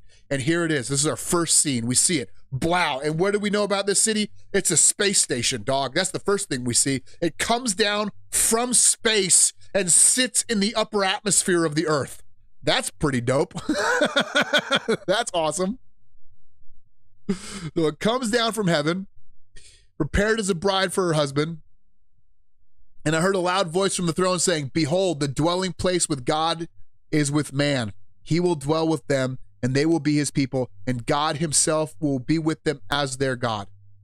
He will wipe away every tear from their eyes, and death shall be no more. Neither shall there be mourning, nor crying, nor pain anymore, for the former things have passed away. It'll be a totally different world than you and I can possibly imagine. No pain, no sorrow, all the things like things that you and I just take for granted. There's a great Rabbi Zacharias quote where he says, you know, the things in this world that you think are normal are because of sin. Like, for example, we assume like a door must have a lock, or it's you know, he says it's not enough to have a door, they got to have locks too. It's not enough to have laws, you also need a magistrate and police to enforce those laws. It's not enough to make a promise, you must sign a contract. It's not enough to purchase a ticket, the ticket must also be inspected and punched. Like, in these things that you and I think are are just normal, right? Like I hurt myself, I feel pain, or I'm getting old, or whatever it may be. Like all these things that you and I think are normal, all of those things exist only because we live in a fallen, broken world infected by sin under the curse of God. This won't have that. And we don't have the mind to comprehend it. But he says this, every tear will be wiped away from the eyes. Death will be no more. You'll be immortal. You won't be able to die. I remember praying about this. It's like, God, how am I going to be able to walk? Like every breath is from the Lord. Okay, so I still want air. I still want oxygen. Yet I'm going to be able to walk underneath the ocean, walk the depths of the sea. Like he talks about, have you walked the streams of the deep? He says that in Job. I'll be able to walk the streams of the deep. How? Because I'll have life within me. I will have life within myself. I won't need, I'll be able to walk in the center of the sun. I'll be able to live in space. I'll be able to whatever. There'll be no more death because I will have life within me. It's an amazing concept, dude. It's an amazing concept when you think about it. There'll be no more mourning, no regret, no sadness. Oh, if I only had more time. Think about this awesome concept. You ever have a friend where you feel sad because that friendship was broken? You're not broken, but it's been separated by distance or time. I got like one of my best friends growing up, Ryan. I was like, I haven't talked to Ryan in years, decades, really. But you know what I'll know about Ryan? The second I go to meet him, because we had a long stretch, probably like 10 years. He was my best friend growing up as a kid. He lived right underneath me in this apartment complex. There was like a 10-year period that went by where I didn't see him and didn't talk to him right after high school. And then I saw him again when I was getting ready to go to do some Army stuff. I was like either just coming back from my first deployment or just leaving from my first deployment. I don't remember. And I must have been after that. It doesn't matter. You get the idea. Long distance. And guess what happened? We picked up as though no time had passed. I've had this with many friends where I haven't seen them in years and years and years and years, and I pick up and no time has passed. It's like, oh, we're right back to it. And it's funny because the wives of these people who they've never met me, like some dude's wife never met me. And then I integrate and they're like, oh, damn, you guys are like best friends. Like, this is crazy. And then I see it with my wife. She'll integrate in with somebody she hasn't seen in years. And the only reason there's sadness and mourning is because I know time is limited. There's a good chance I won't see Ryan again before death takes one of us because we're on this little tiny timeline. You won't have to worry about that in this place. You'd be like, I haven't seen my homeboy in 100 years. I'm going to go stop by. And guess what? It'll be as no time has passed. And you don't have to worry about it. You'll be like, oh, if anytime, it's not like there's a rush. Not like we're going anywhere. We're freaking immortal, living in a perfect world. So there's no need for this. Like, time is this enemy to man because it's like, oh, I'm going to die eventually. I got all these things I need to do. Now, you won't have to worry about that anymore. That's just one of the reasons you won't have mourning, nor crying, nor pain. No more pain? I can't even imagine that world. How good are you going to be at skateboarding? You're going to be amazing at skateboarding, dude. No pain? I'm going to be sick, dude. You kidding me? You know how nasty I'm going to be at skateboarding if I don't feel any pain? You better watch out, New Jerusalem. I'm coming for your handrails. It says, for the former things of the earth have passed away. They're gone. The former things of the earth have passed away. I love this here where it says God will be with them and he will be their God. There's this sense in this place where, and I have no idea how this is going to work, but we will be as intimately connected with God as Christ is. We will be as intimately connected with God as Christ is. That's why it says God himself will be with them as their God. No, where is it? Oh, it's the next slide. Well, you know what? Let's get into that. Pretty sure it's this one. Yeah, we'll get into it here. And he who is seated on the throne said, behold, I am making all things new. So it won't be like the world you live in now. I think it'll be reflective of it, right? You'll be able to see, like, whatever it'll be heaven and earth 2.0. Like imagine you guys ever play like, I don't know, I'm trying to think of it like a crude analogy here, but like, you know, you're playing like some video games or something. And then like 20 years later, like a second one comes out and the graphics are better and the gameplay wordplay is better and the storyline is better. And you're like, yeah, there's some nostalgia with that first one, but dang, they really did a number on the second one. This one's way better. Same thing, right? Like the new world you're going into, you're still going to be you, right? That's the one thing you need to understand. You're going to be you. You're going to be able to breathe and talk and sing. And like, I'm still going to like rap music. I'm still probably going to like tattoos. I'm still going to enjoy wrestling and jujitsu, and I'm still going to skateboard. Like there's all these things I'm still going to like to do because those are you. Like God specifically made this story on the tapestry, made you specifically for you so you could bring those things into this new place. But they're going to be better because now they're in the new heavens and a new earth, and it's going to be eternal, and it's going to be to this next level. Awesome. But I want you to just understand, like, yeah, you're going to be you still in this new heavens and this new earth. He says, I am making all things new. Also, he said, write this down, for these words are trustworthy and true. It is done. I am the Alpha and the Omega, the beginning and the end. And that's what he's saying with, like, right now we're stuck inside the story. We're stuck inside the story that's being told. That story is going to end. There's going to be a new thing. That new thing is eternal. And again, it's not like heaven it's a new earth. You're going to be on earth. You're not going to be floating around in clouds and shit. I mean, unless you want to. I'm sure you can. I think we can fly. I don't know exactly how it's going to work, but there's going to be something we'll be able to do. Christ ascends, so maybe we can ascend. I don't know. Somehow we're going to have to get up to that floating city up there. But either way, I think we can teleport. I'm pretty sure Christ can teleport. He goes into the rooms without opening the door. So I think teleportation is around. Anyway, again, I don't know. I'm just telling you what I'm reading. But all of that's done. That story, creation as you and I know it now, is like, that's done. It all comes to an end. We're in this new place, this new heavens and this new earth. And he says, to the thirsty, I will give from the springs of water of life without payment. We're going to talk about those springs of water. Pretty amazing. I wish I knew more about them. The one who conquers will have this heritage. So this is us. Right now we're in the fight. Right now we're in the grind. Right now life is hard. We got to fight sin. We got to fight heresy. We got to fight lies. We got to fight demons.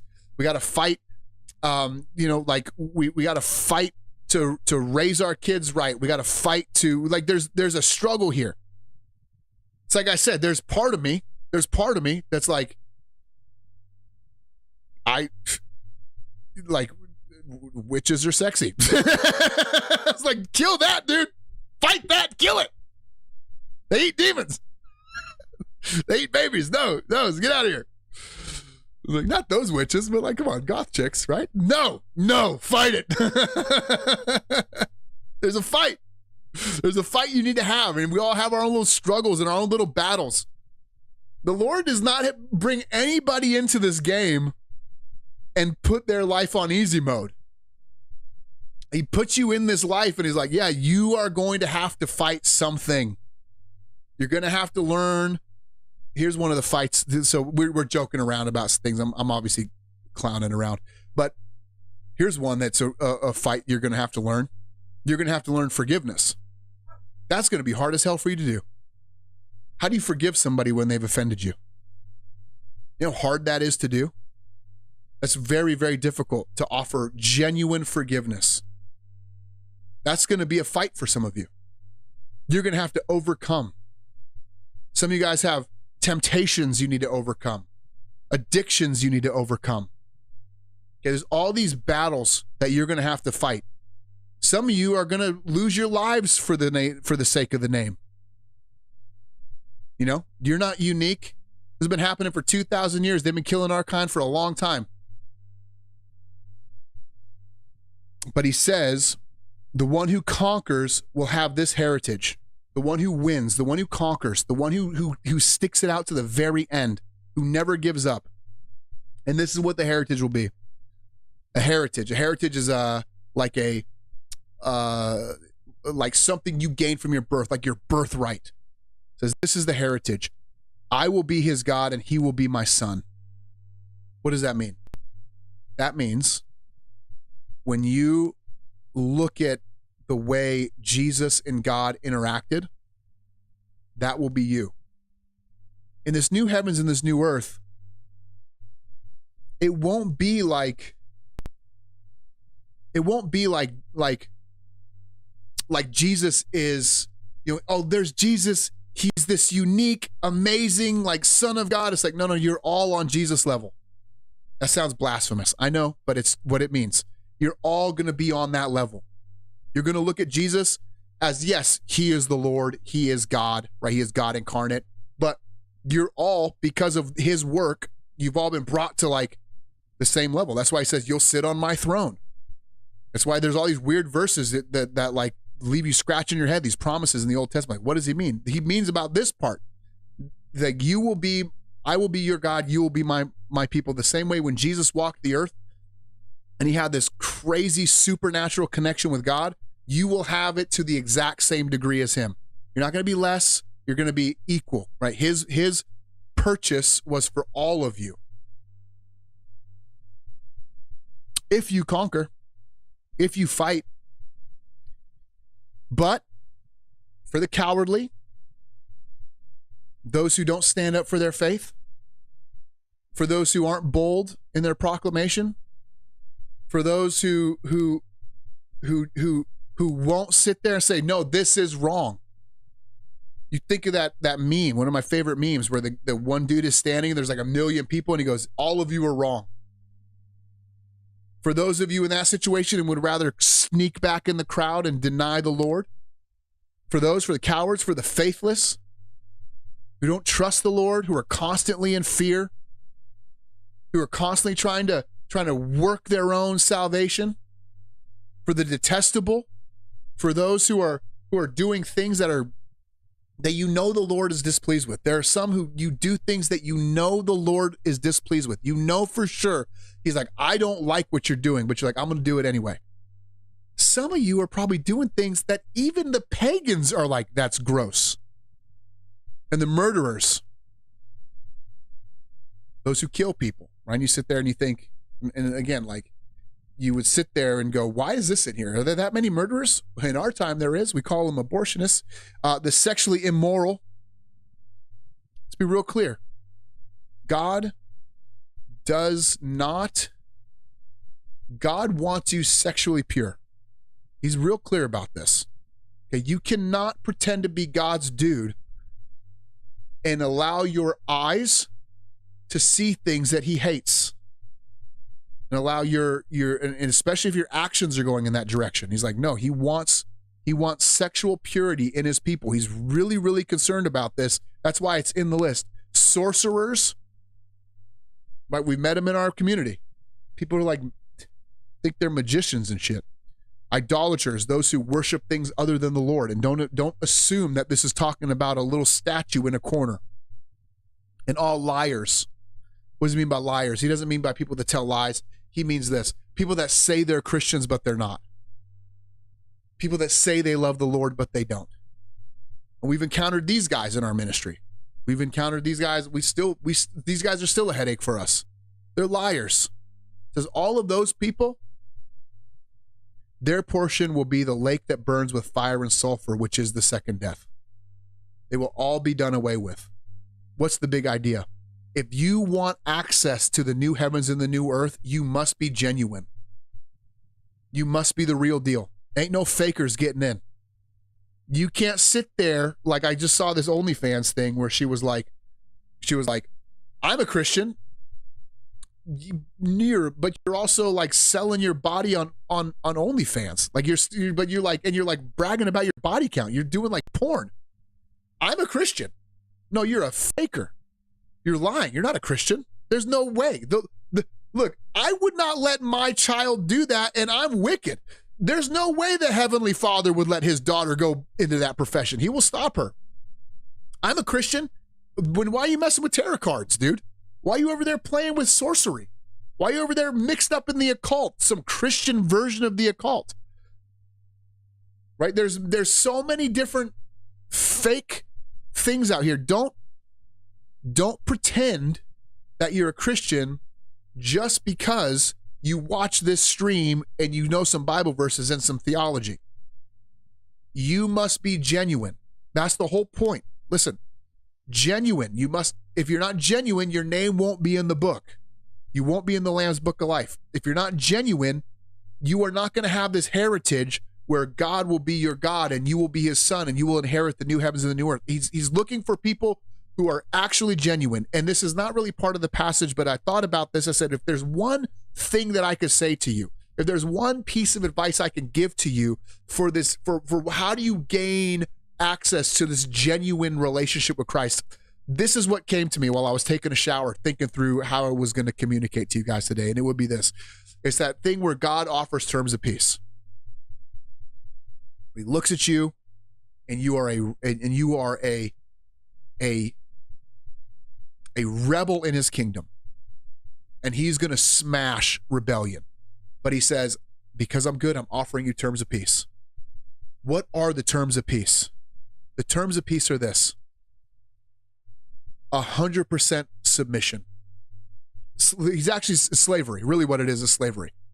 Saying, become my slave. If you become my slave, I'll make peace with you. That's what it means to say Jesus is Lord. When you say Jesus is Lord, you are saying you are slave. Okay, kurios and doulos go together. You can't have a kurios without a doulos. Okay, you can't say Christ is Lord, right? You can't say Christus et kurios without calling yourself slave. There's no such thing as a Lord without a slave. There's no such thing as a slave without a Lord. When you say Christ is Lord, you are saying you are slave. Well, what is a slave? A slave is this: my life is yours. All of it. All my money, my family, my time, my everything that I have, all of my desires, all of my ambitions, all of my goals, all of my resources, all of my failings and all of my successes, everything I give to you. It is yours. If you're genuine with that, that's the terms of peace that he's asking for. Because some of you guys are like, man, you talk about this relationship with the Lord. I don't have this relationship. Yeah, because you're not accepting his terms of peace. You want Jesus as a cherry on top to your life. You want him to just be some dude that you're like, yeah, I want my dreams and my goals and my ambitions, and I'll take a little bit of Jesus on the side. And he's like, that ain't how this works, son. Either I get all of you or I'm not taking any of you. And if you want a genuine walk, a genuine relationship, so you're not in this list of the sexually immoral, the liars, the murderers, the detestable, the faithless. If you want your name in the book, the Lamb's Book of Life, if you want this heritage that's spoken about, it must be genuine. That exchange must be genuine. That's what I got for you. Love you guys so much. Thank you for bearing with me. Where are we at time-wise? I didn't even look. Heck yeah, right on time. Let me see if I can hit these super chats up. I got some time. Thank you, Terry. Bike riding. He ain't talking about a pedal bike either. Guys like Terry bringing Harleys to heaven. I'm not saying that for no reason. I really believe that. It's like the Lord is like building this new heavens and this new earth, and he's like, he wants to fill it with culture. He wants to fill it with things. So he's not just going to invent rap music. No, we invented rap. That's why Adam gets to name the animals. Like, we invented the rap music, and he's like, heck yeah, I guess this new heavens, new earth is going to have rap artists and motorcycles and skateboarding, and it's going to be tight. Yeah, it's going to be tight. We're going to be able to bring our stuff with us if we can have it pass through the fire. Okay? Your porn career ain't going to make it, dude. It's not going to happen. Thank you, Wizard. Super generous, man. I appreciate it. Appreciate it. And again, Clora, be praying for you, man. Feel free to call me if you want to, man. I'm sorry for your loss. That's a really hard loss, dude. It's kind of when something like that happens, I feel kind of stupid because I don't know, man. I don't have any words for you. You don't need words. You need a hug. What we got here? Brad Allen. Thanks, Brad Allen. Hey, I sent you a message on Gab, Brad. Space Cowboy. Appreciate that, friend. Appreciate that. Let's go back up here. Be good. Thank you, Mr. Tizo. Appreciate that, dude. Do your thighs go to heaven? I hope they do. I hope my thighs go to heaven. I've thought about that. People go like, what age will be in heaven? And I was like, well,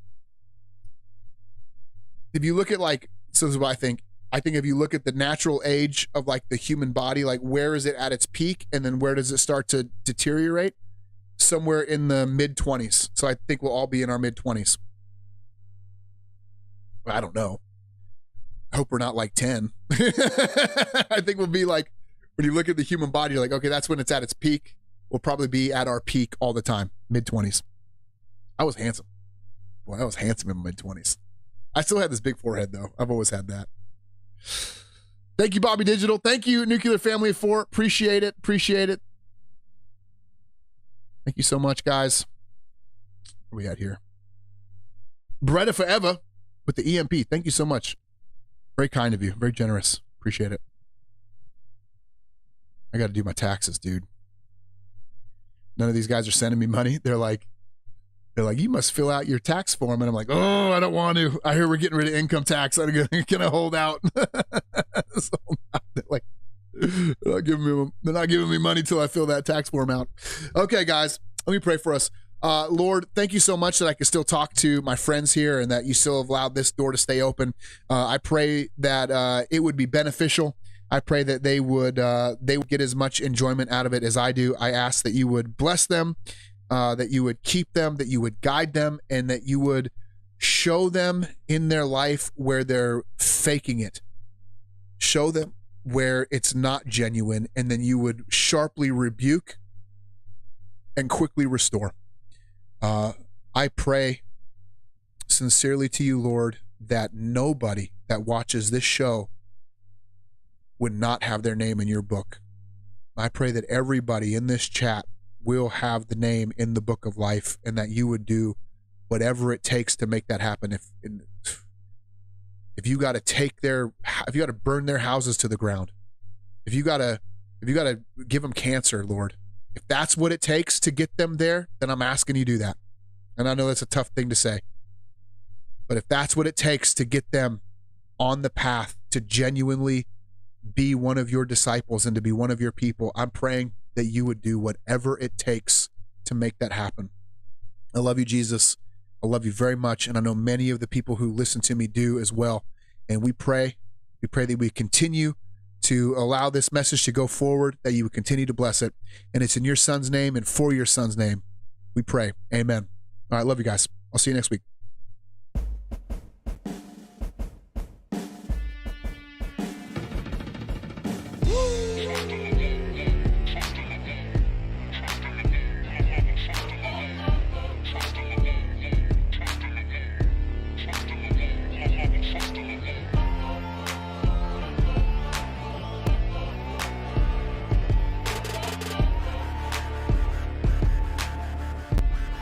Check it out, yo.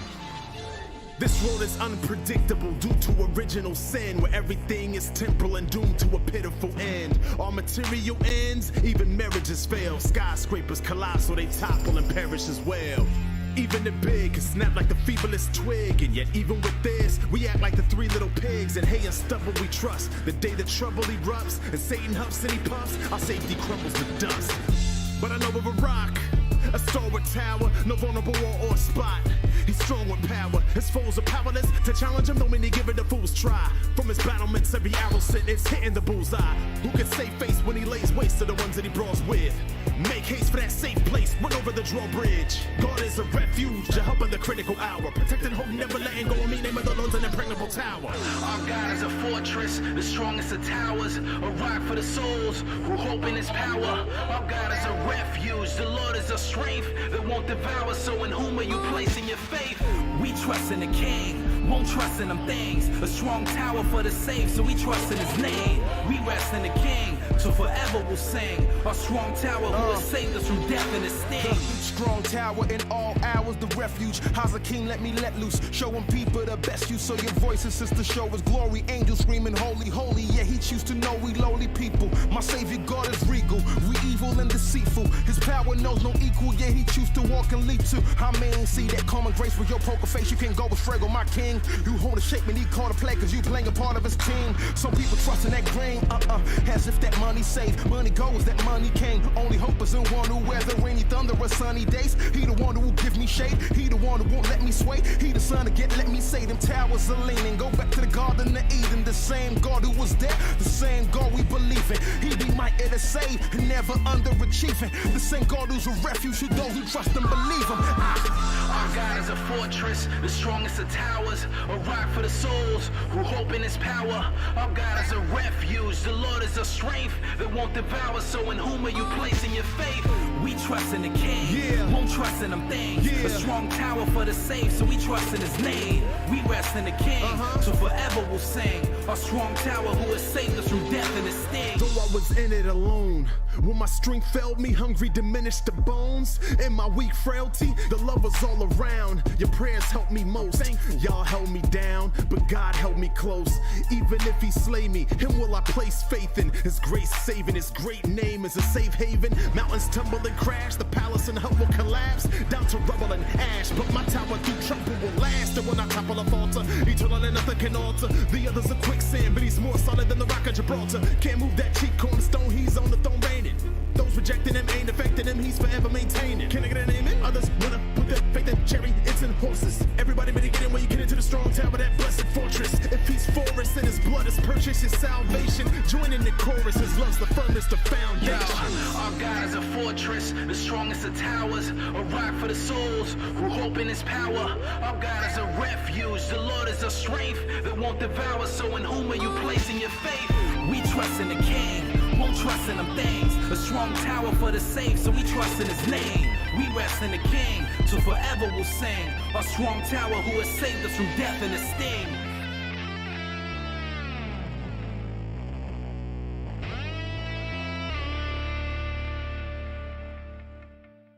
Classic, irrefutable music.